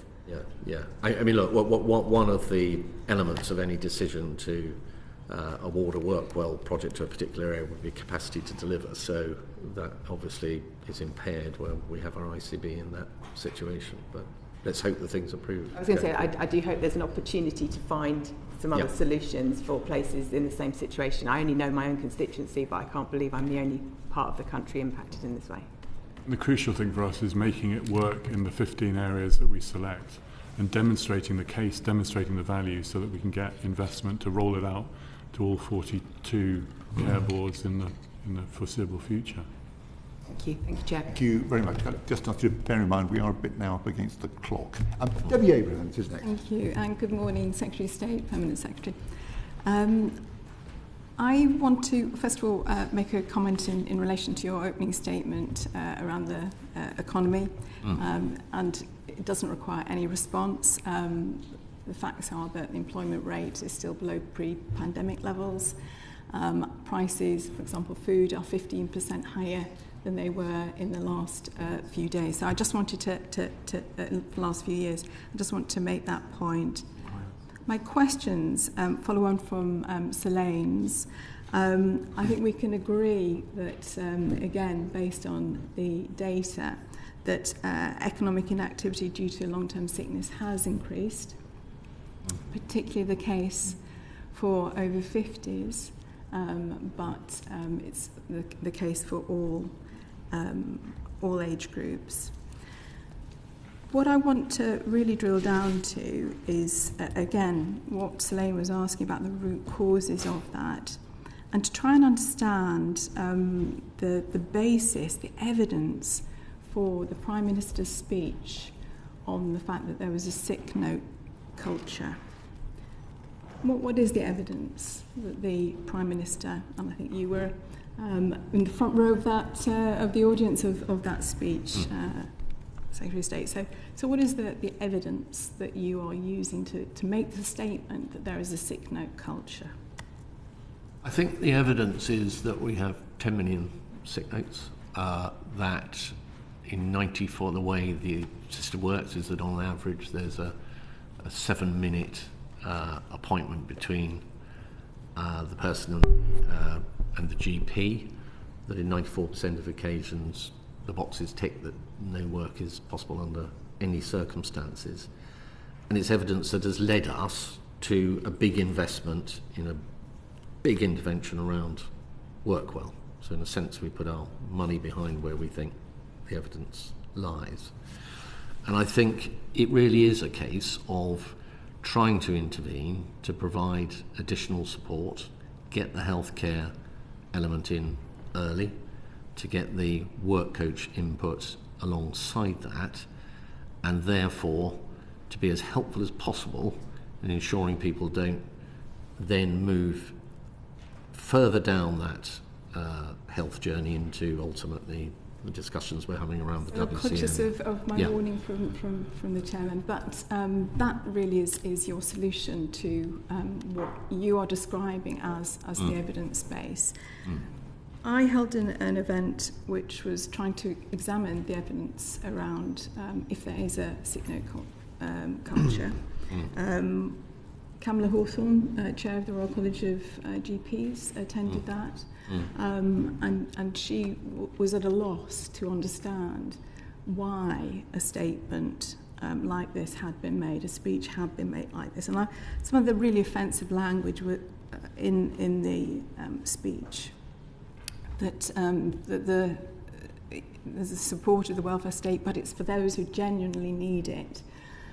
Now, Professor Hawthorne was saying quite clearly that GPs aren't under pressure just to do a tick box, and that I think is a little bit insulting as well to the integrity, the professional integrity of GPs who spent 7 years of their lives training that, plus the specialism of becoming a general practitioner. It's not about signing off people as an easy option. These are people who are genuinely in need of their support and not to be in work at that time.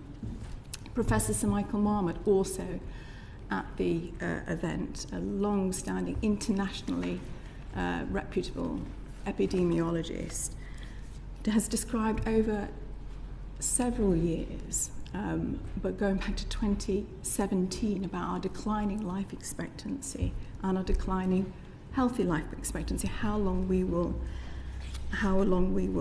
live in good health. Current figures, according to the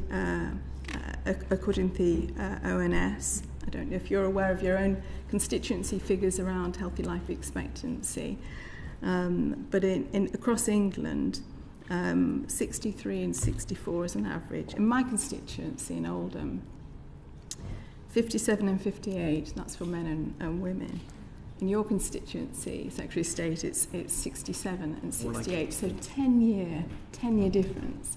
The actual inequalities between healthy life expectancy across deprived and most deprived and least deprived areas is 20 years. 20 years. Yeah. So this is the evidence base that seems to be completely at odds with the understanding and then the policy interventions that are meant to address it. If we're looking at the root causes, Helen Barnard from the Trussell Trust was also at the event. 7 in 10 users of food banks are people who are sick and disabled. Mind provided some evidence last night. 2 million people with mental health problems on the waiting list in the department. We started the session today around the EHRC having to escalate their work because of a failure to reach an agreement over 2 years of the issues that had been raised with them. Oh, thanks. And have had to publish that. And that's on top of the UN committee publishing their report again around breaches in the rights of disabled, including their right to work. So the evidence base I would put to you, Secretary, is very different. But can I ask you, I've asked you this a number of times, about the assessment that you've undertaken on the impact that this is having, this rhetoric and these inappropriate policy interventions, which are driven, again, all the evidence is showing about the poverty and inequality that our country is facing, record levels of poverty and inequality, and the impact that this is having on the increase in long-term sickness and ill health. What assessment have you made about how these policies are actually going to add to that sickness and disability, and potentially, as we have seen over the last few months, result in additional deaths of vulnerable social security claimants? Well, Debbie, thank you for that. There was a lot there, and I will try and cover it. And I know that we've met to discuss various issues, and I do take your questions seriously and in the spirit that they're asked. I think to suggest, though, that I think you said signing people off as an easy option is what I'm saying about GPs. I'm not. The point that I was making was that they understandably, and I did say they do a fantastic job in the comments that I've just made, the point is that they have very little time, and what they don't have and what WorkWell does have is, firstly, the ability to spend far more time with the individual, and secondly, to look at all those kind of issues that I won't repeat them, that we've discussed around getting into work. And very comprehensively to others about WorkWell.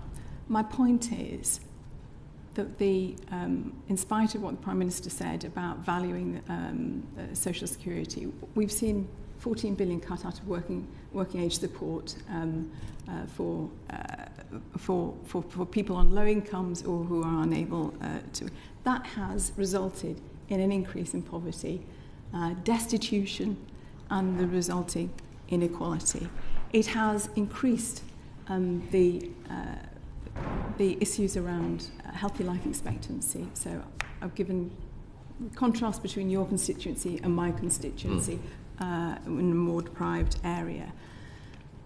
So the policy intervention that you're suggesting around WorkWell is just a sticking plaster. It's not dealing with the real issues that we're facing, both in terms of ensuring that we have a healthy workforce, which, again, the North and South, because if we equated the health in the north to the health of the south, we know that productivity would increase by over 13 billion a year. We've got the wrong policy solutions. It's just a sticking plaster. But my real concern, Secretary of State, Naz Anderson, a prevention of future deaths notice has been issued by the coroner back in February because of concerns about the circumstances of her death as a vulnerable social security claimant. Kevin Gale, also a prevention of future deaths notice. There's another inquest that you're waiting on in relation. These are the consequences of a failing social security system.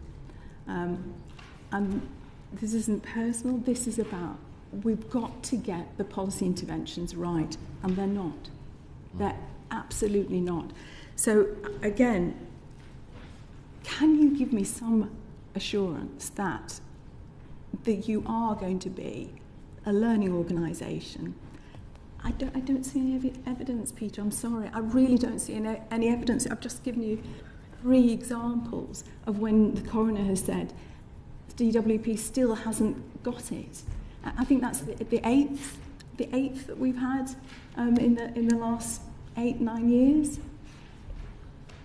So I'm not reassured. I'm sorry. I'm really not reassured. And I'm just hoping that the HRC investigation will try and put some light on that. Thank you. Can I just come back, because a lot of points there, and really important points. I might ask Peter to say a little bit more about learning organisation and the cases that you raised, which clearly we can't comment on individually. But I think you said that longevity was declining since 2017. In deprived areas. Yes, okay, fine. It is still increasing, but at a diminished rate than John Cridland anticipated when he wrote his report in 2017. That is true. But you are right. It is not. It is very unsatisfactory that there are different parts of the country that have this very different level of both longevity, but also healthy longevity. And there are many things that impinge upon that. Health policy is one of them, obesity is one of them, smoking is one. So there are many things. Education is one of them. Poverty. You're talking about. I'm trying to answer. Health consultant by profession. No, I'm trying to answer. That's what. Well, I'm sorry, you're not. We haven't understood or recognised what the key determinants of health are and health. I was trying to coming on to we'll need to move on. Other point. Yeah, just very quickly. So poverty, you're absolutely right to raise poverty. Strong correlation between poverty and the issues that you're raising. And my department is very central to that issue. Now, since 2010, we've got 1.1 million fewer people in absolute poverty after housing costs. But I accept that there are all sorts of pressures and challenges that we still have. Now, COVID and a shrinking of the economy by 10% overnight and getting us through that difficulty is part of the picture, as is the inflation that was imported due to the Russian war. But what we as a department, if I could tell you, what we as a department have got to do, and for example, LHA, okay, the move of that to the 30th percentile was a £7 billion cost across the scorecard. And I fought very hard for that, because of the issue of poverty, not just generally where the poverty line is, but how many people are in relatively deep poverty that would benefit from that measure. Increases in the national living wage, so that those that are on lower incomes and in work can benefit above and beyond the level of inflation. Now, I won't go on and on, but the reason I say these things is on this point about longevity and disparities and inequalities, that bit of that where my department can make a difference, I'm very cognizant of and work very hard to try and have a positive impact in exactly those areas. And LHA, I think, was one quite strong example of exactly that. It has benefited 1.6 million people by £800 a year. I mean, that's a huge low-income family. We do need to move on because we've got a couple of important areas still to cover. So let's just bring in Marcia to call over at this point. Thank you, Chair. Make your point of view. The disability employment gap, as we know, has remained around 30% for more than a decade. And despite all of the different programmes that your department has implemented, we've not seen much movement in that. And as an organisation yourselves, you should be leading by example in terms of how disabled people are treated within with helping them into work. Now, one of the areas that I'm challenged by, and I want you to kind of respond to, is what work are you doing with employers to help shift their attitudes into employing disabled people? So we have disability confident that we're looking at making improvements to, but that is there with its 3 levels to encourage behaviours on and engagement by employers in just that respect. In 2017, we set a goal of seeing 1 million more disabled people in employment. And that was a 10-year goal, and by 2022, just 5 years later, in other words, halfway through that period, we had exceeded. They weren't all new people into work, though, were they? That target. It was more. It was 1 million more disabled people in work, and that's what we achieved, and in fact achieved early and overachieved on that actually. Peter, in terms of the department and our and people that we employ and how we look after them, we employ. I think on average across the wider population. Working age population, something like 20% of people have a long-term health condition or a disability. In DWP, it's more like 25%. So we are more representative in that respect. And one of the things that we pick up in our people survey is one of the questions about how does it feel to be someone with a health condition or a disability working in DWP. What is it that we need to do to improve that? And one of the aspects around that is reasonable adjustments, and we're doing a lot of work around that. Doing a lot of work to support people in terms of mental health, and a lot of and some of the improvements we're seeing in that are coming out in the people survey. But I do also want to build on, just respond to Ms. Abraham's point about learning, being a listening and learning organisation. I just want you to know that I have the same passion that you have in terms of supporting the vulnerable people who come to us. And everything that we're trying to do, and that we'll listen and learn from this next stage with the HRC, we absolutely will do that. But alongside that, everything that we're doing in terms of changing the way we do health assessments through the Health Transformation Programme, and we will put more and more in the annual report and accounts and the serious case panel and other things we're doing, just to give visibility, give you transparency, just to give you, I want you to have the confidence that we are making a difference, and we have that same passion that you have in terms of making a difference, supporting the life chances of the people that we serve all across the country. So essentially, when we look at the disability confidence scheme, you do know that more than a third, and this is your own evidence, suggests that more than a third of them do not employ a single disabled person. So just on that point. But in relation to employer attitude, so we carried out some polling by YouGov that found that nearly a quarter of employers said that they wouldn't employ a disabled person, and nearly half of them weren't even aware of where they could get support, such as access to work, to help disabled people into work. So I have to say, I don't feel what you're doing in relation to challenging some of those attitudes is good enough. You talk about your own department, but we know, for example, not every job centre plus in this country is accessible, isn't it? We also know that if a disabled person went into a job centre, if they were blind or partially sighted and required assistive technology, they essentially potentially wouldn't be able to do that job search on site. So what are you doing in those spaces to make sure that people can actually, if they were seeking work, were able to come in to a job centre and be able to do a job search? I'll take 2 points. One on what employers are doing, and just give you a story that I've got. I visited a wonderful organisation based in Bristol where they take young people with Down syndrome, and they give them employability support, and then look to then get them into roles in jobs in employment. And one of the struggles they had, even with organisations that said they were disability confident, they wouldn't even potentially change a shift to enable that person who could work maybe for a 4-hour shift to come and do that job because they said it was an 8-hour shift or whatever. So that brought back to me the need, as the Secretary of State has just said, to look again at disability confident and see whether we can push that further for firms who are disability confident to actually make a difference in all of that.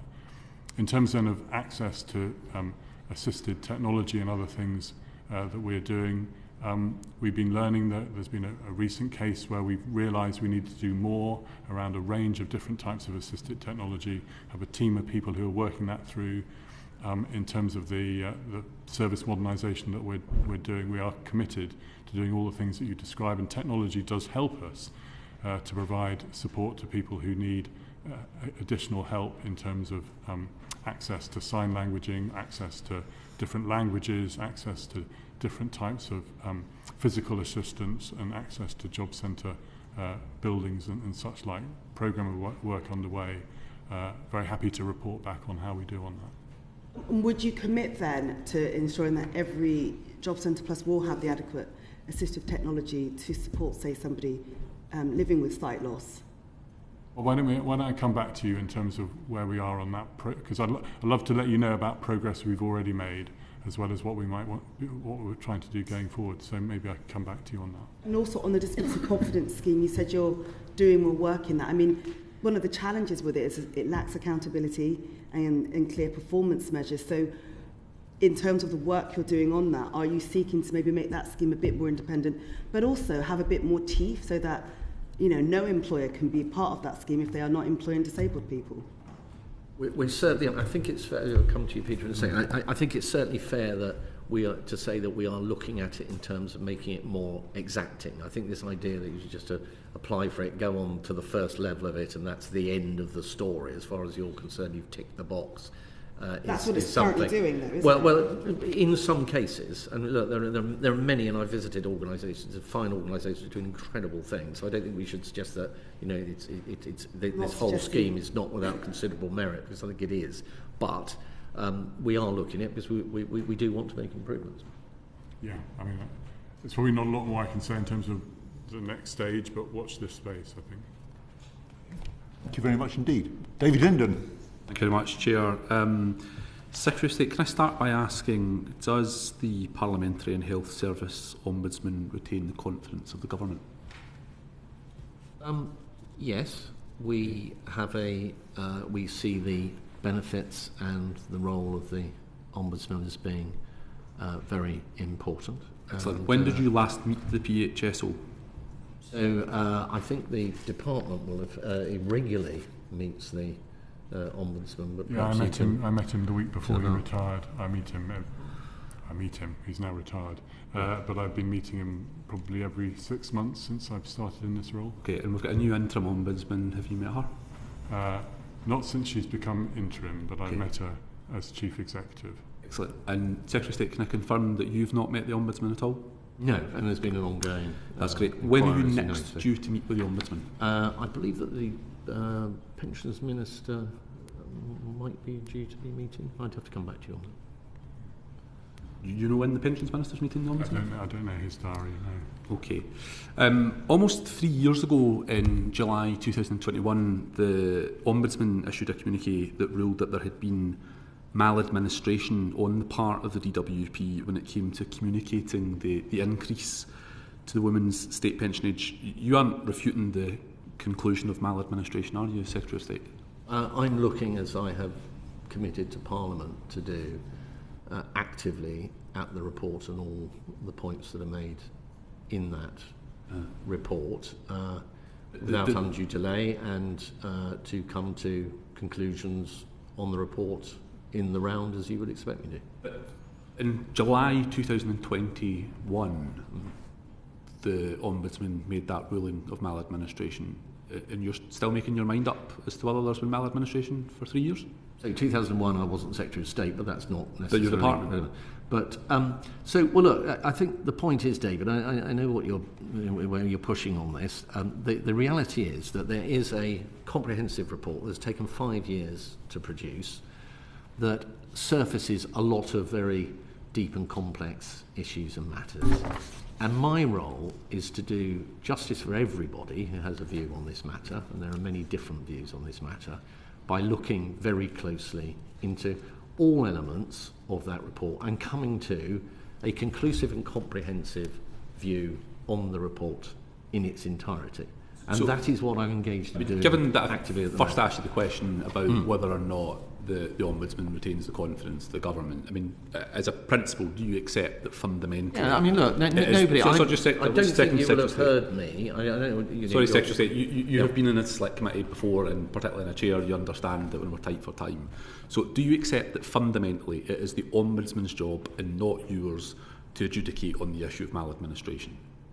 It is for the Ombudsman to come to conclusions on that matter and others. It is then for government to respond to the Ombudsman's report. Now, as it happens, the Ombudsman has not come forward with any recommendations directly to my department, but that doesn't absolve me of the important role that I have now in assessing that report and the conclusions that it has come to, and that is what I am actively doing at the moment.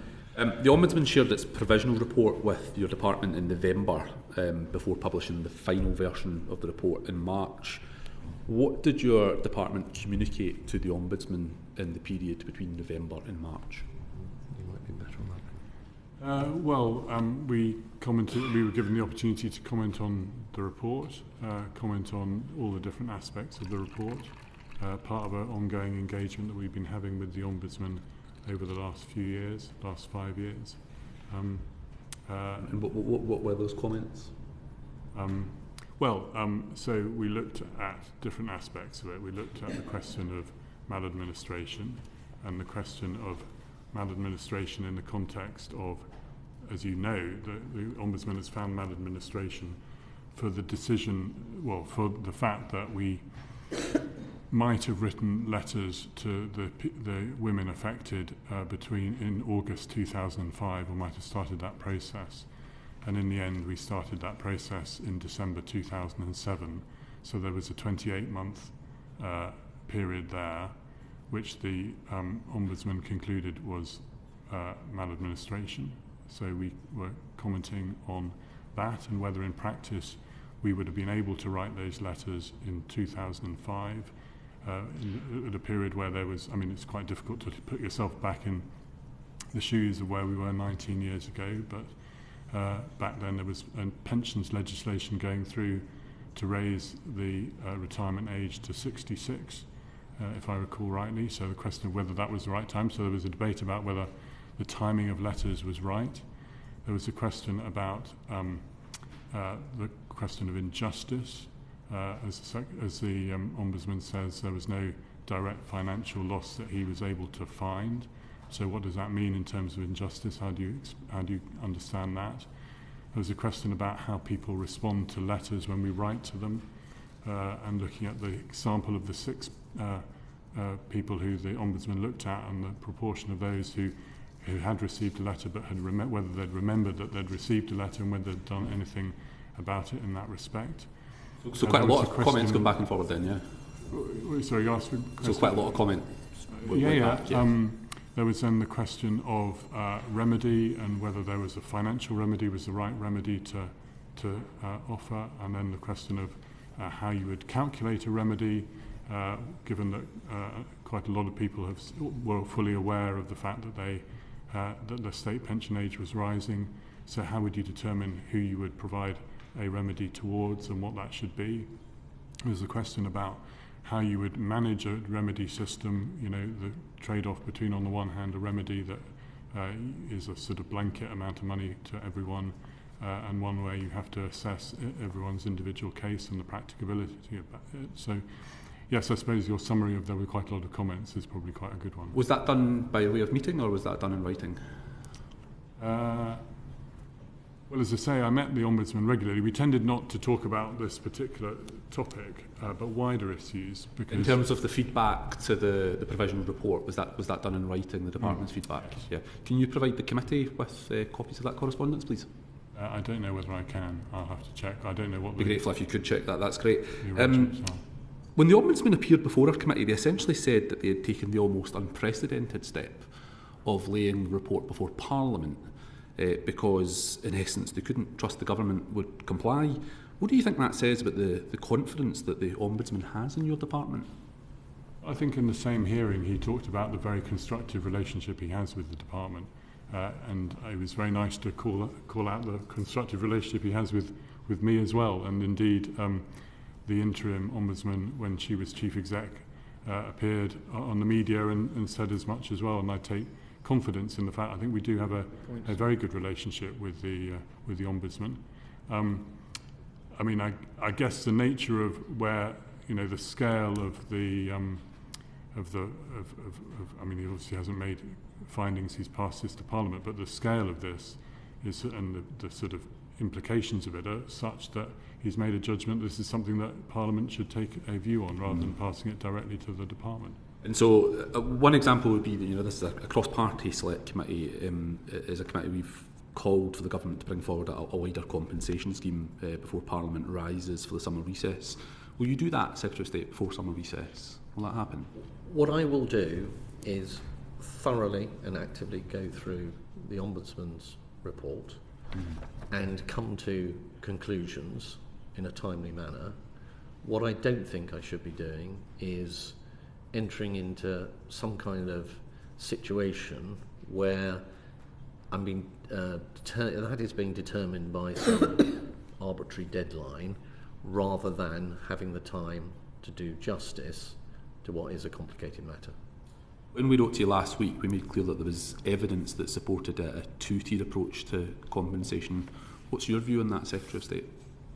I think it's a view, and maybe I should say at this point, Sir Stephen, because I think this is really important, that we're getting into now debating some of the, well, what if this, how would you provide remediation, etc., and just say that I just want to be really clear that I'm happy to entertain some of those discussions, but that nobody should read one thing one way or another in me so doing. So I don't want, in the terms of this set of discussions, people to conclude that because I've gone down an avenue or been led down an avenue and discussed it, that's where my conclusions will lead me.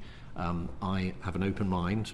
I'm looking very closely at the report. It will take a bit of time to come to those conclusions, but just to say that. But on your specific point, having said that, thank you for writing to me. I'm familiar and aware of the suggestion that this committee has made, which I think was the suggestion that was put to the committee indeed when the campaign group appeared. Two members of the campaign group appeared before the committee. In other words, there should be some rules-based approach to taking into account the amount of notice that people may or may not have had and the change in pension age that resulted. And then this idea of a second tier where the issue of direct financial loss could be examined. Now, that is one consideration of that part, if there is that part to what I conclude. And I can assure you, look very closely, and am looking at closely at exactly that kind of suggestion that has been put forward. I think, though, that what this starts to move into is some of the very complex matters that actually get surfaced as one looks more and more closely at this. And I think Peter touched on that in terms of the dialogue with the Ombudsman, the draft version of the report. And Peter mentioned, well, what do you do in the case, for example, and the Ombudsman themselves cites the fact that there are many in this category of people or women born at that time who have not suffered any injustice at all. In other words, they were fully aware at that time of the changing arrangements. Now, some of the sums that have been suggested by way of total compensation that may be applied for example, 3.5 million women or thereabouts, come in the level 4 recommendation by the Ombudsman to between 3.5 and 10.5 billion pounds. There are others. I watched the backbench business debate, every single moment of that without distraction, and I was very struck by the range of views, for example, on quantum.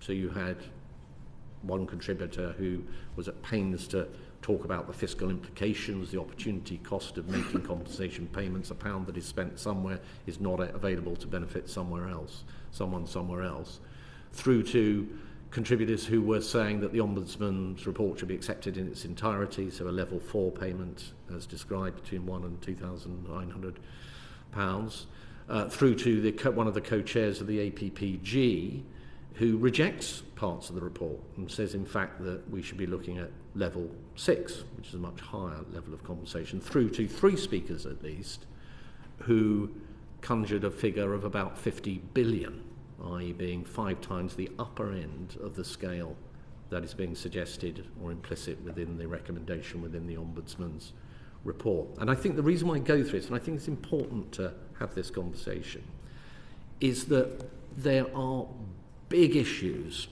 here. And my question to the committee in response to the letter, to a degree, would be, if you are suggesting that everybody should be included within this rules-based scheme, what do you say to the fact that inevitably there will be a sizable proportion of those people who suffered no injustice at all, and yet if you take the upper end of the suggestion in that debate, will be a significant proportion of a 50 billion cost. So those are things that one is having to conjure, along with lots of others, incidentally, in order to try and come to something that is fair, acceptable and right.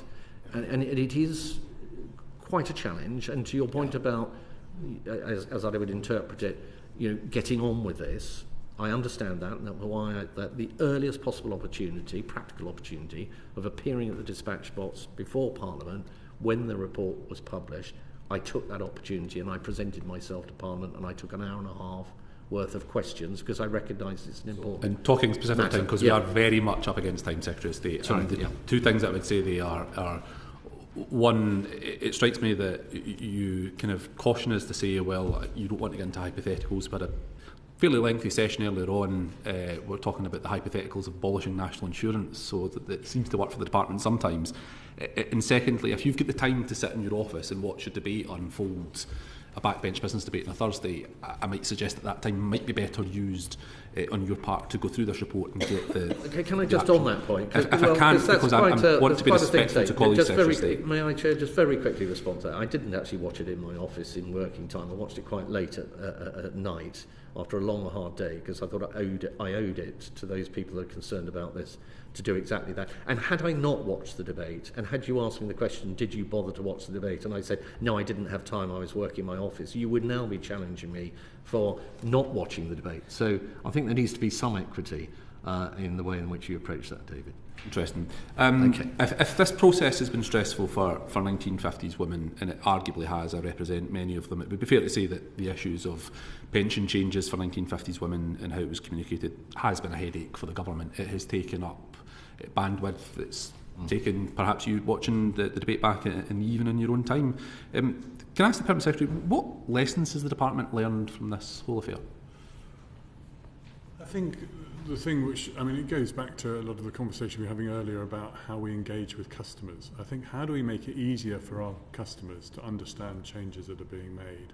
And one of the things that's happened over the last few years is it is much easier to use our online systems to find out when your state pension age is, but also to check your national, we're talking a lot about the national insurance record in the context of state pension, check your state pension, how that works.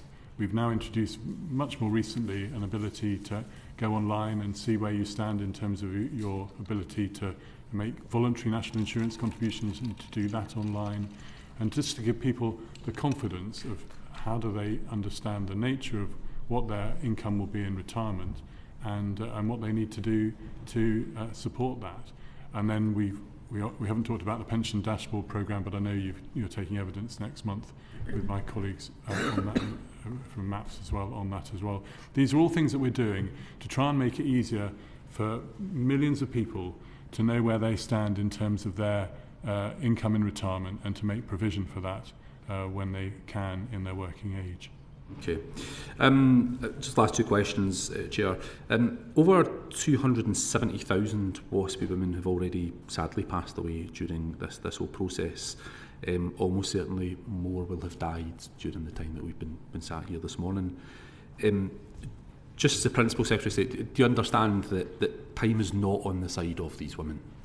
I totally understand that time is a very important factor. I made that very clear, David, when I made a statement to the House at the earliest practical opportunity. I could have gone a little bit earlier, but it would have been a one-line whip day. There wouldn't have been many people there.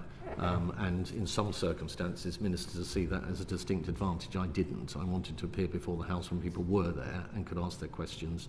And I had an hour and a half or thereabouts of questions, and I made it very clear that I totally understand that point. Yeah. And the last question that I would have is, and I know because I represent a lot of them, many 1950s women are concerned that the government's plan here is to just kick the can down the road a little bit further, that this gets lost in a prorogation, in an election campaign, the Westminster circus moves on, we go into a new parliament. What can you say, Secretary of State, in all sincerity, to reassure these women that that is not the strategy? Exactly what I said when I, at the earliest opportunity, went to the House and made my statement, which is that the approach here is to come to a conclusion without undue delay. Now, there's one other point, and there are many, many points that we haven't touched on, but that I think is important, that the Ombudsman has passed this to Parliament. And as part of that process, I want to understand, I understand from Sir Stephen a recommendation around a part of the Ombudsman's report. I do think that's a question for Parliament as well as for government, actually, as to how that is communicated, how the will of Parliament is expressed. And now there was the debate, there's this committee, there will be other committees. As a former leader of the House, to answer your question, the government has a big role in that. To answer your question very directly, I stand exactly by what I said when I first stood up when the report was first published, which is that we proceed without undue delay. Hopefully this side of the election. Thank you very much. Now, we do have some very quick final points. I think Neil Coyle had something in Siobhan. Very quickly, if you would. Thanks. Please, this morning you've said you'd be happy to try and understand the nature of the challenge from the Equality and Human Rights Commission. Why then have you given assurances to this committee on multiple occasions previously that there would be resolution and that you were satisfied and pleased with how negotiations were going? I was pleased with how they were going, but they never reached that final resolution. You've said today you don't understand the nature of the challenge. How could you possibly not understand the nature of the challenge and think that there would be resolution? Because of what felt like the atmosphere and the good intent in terms of how those conversations were going. I think it was the positivity of the conversations that gave me that optimistic view, and I'm still optimistic that there'll be a way forward going forward. And I just want to emphasise the fact that if this is a process that helps us learn further lessons and improve and build on what we've been doing and get better at how we support the people that we serve, I'm very keen to be part of it. The process now is that the HSE will tell the department what to do, and Job Centre Plus, and not the department to be involved in that. But Secretary of State, you've also given commitments to Debbie Ames on the 11th of January last year and the 10th of January, I think it was this year, that also appear inaccurate. Are you going to make a statement to the House to correct? Sorry, statements that were inaccurate. You appear to have inadvertently misled the House in that the advice you've been given is incorrect, in that there is no agreement with the HLC pending. You will now be obliged to follow whatever the Section 20 investigation concludes. So will you be... I don't think I ever said that there was definitely going to be an agreement concluded around Section 23. I think my view has always been the same as the Permanent Secretary's, and in part based on the Permanent Secretary's and other officials' view, that those discussions were proceeding positively. That has always been my understanding. Okay. Now, we fortunately haven't... Clearly that hasn't happened. So it's a question of competence rather than accuracy, is it? It's a question of relying on the interactions between my department and the EHRC and how those were going, and I have all along been reassured by the fact that officials, Permanent Secretary, etc., who are involved in those interactions have classed them as being positive, and so that's where I've been on it, really. Siobhan Bailey. Very quickly, Permanent Secretary, actually. So one of the greatest impacts of the issues for the 1950s women, the WASPy women, is their inability to plan and their lives being kind of turned up on their heads when they thought they were going to be able to retire, thought they were going to be able to look after grandchildren, all of those things.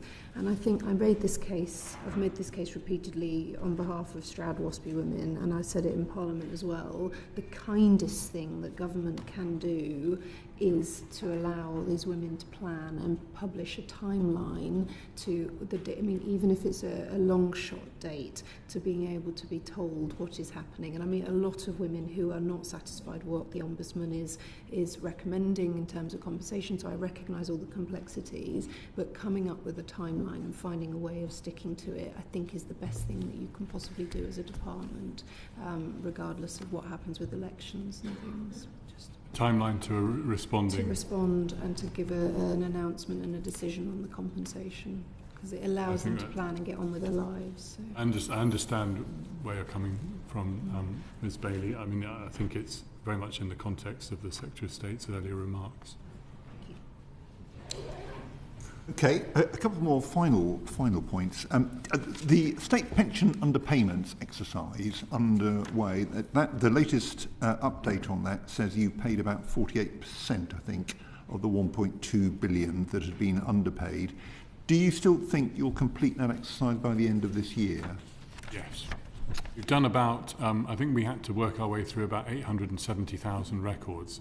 And we've done, I can't remember the latest number, but it begins with a 7, and it does have 6 digits. Right, okay. So I thought it was a bit less than half, but you've made some further progress. Well, so there's a difference between the amount of money that we spend, because the misconversions are likely to be more on a per capita basis. But the key thing in terms of managing the process is getting through the records. Okay, thank you. And final point, this is not one for the Secretary of State. The government has committed to legislate for a framework for super funds, which would require a new pensions bill. When would you hope that a new pensions bill would be forthcoming? Shall I say, I mean, the key thing, we do have an interim regime which is working, and I think we're sort of, I mean, the Charter's committed to legislate. I'm just wondering when, you know. I mean, it's the answer you'd expect us to give, which is when parliamentary time allows. But the interim arrangement is allowing the current proposal to move forward. Is a bill being prepared? Is legislation being drafted for that? I'm not sure I can go into details on that. Right. Shall we write you, Sir Stephen, I think that would be helpful. With what we can tell you? There are quite a number of sort of pension legislation things around. That's the biggest one. It would be helpful to have some sense of when that might happen. Well, can I thank you both very much indeed for giving us a long session this morning. We've covered lots of ground. We're grateful to you, and I think there will be a number of points we'll want to cover in follow-up correspondence. But very grateful. Thank you also for all members of the committee who've been able to stay till the end. Order. The proceeding has ended.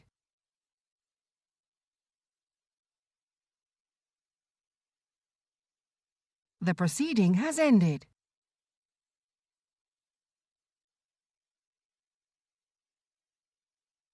The proceeding has ended.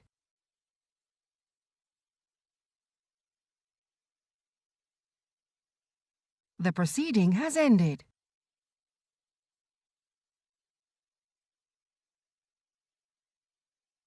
The proceeding has ended.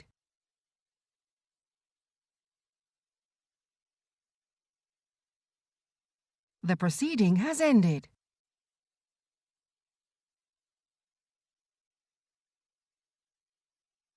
The proceeding has ended.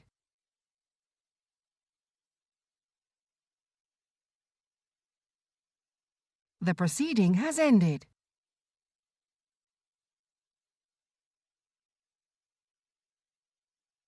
The proceeding has ended.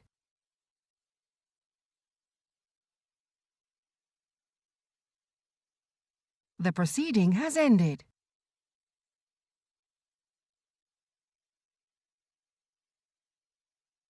The proceeding has ended.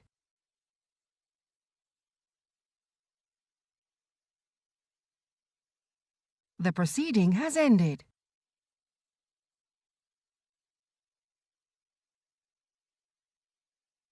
The proceeding has ended.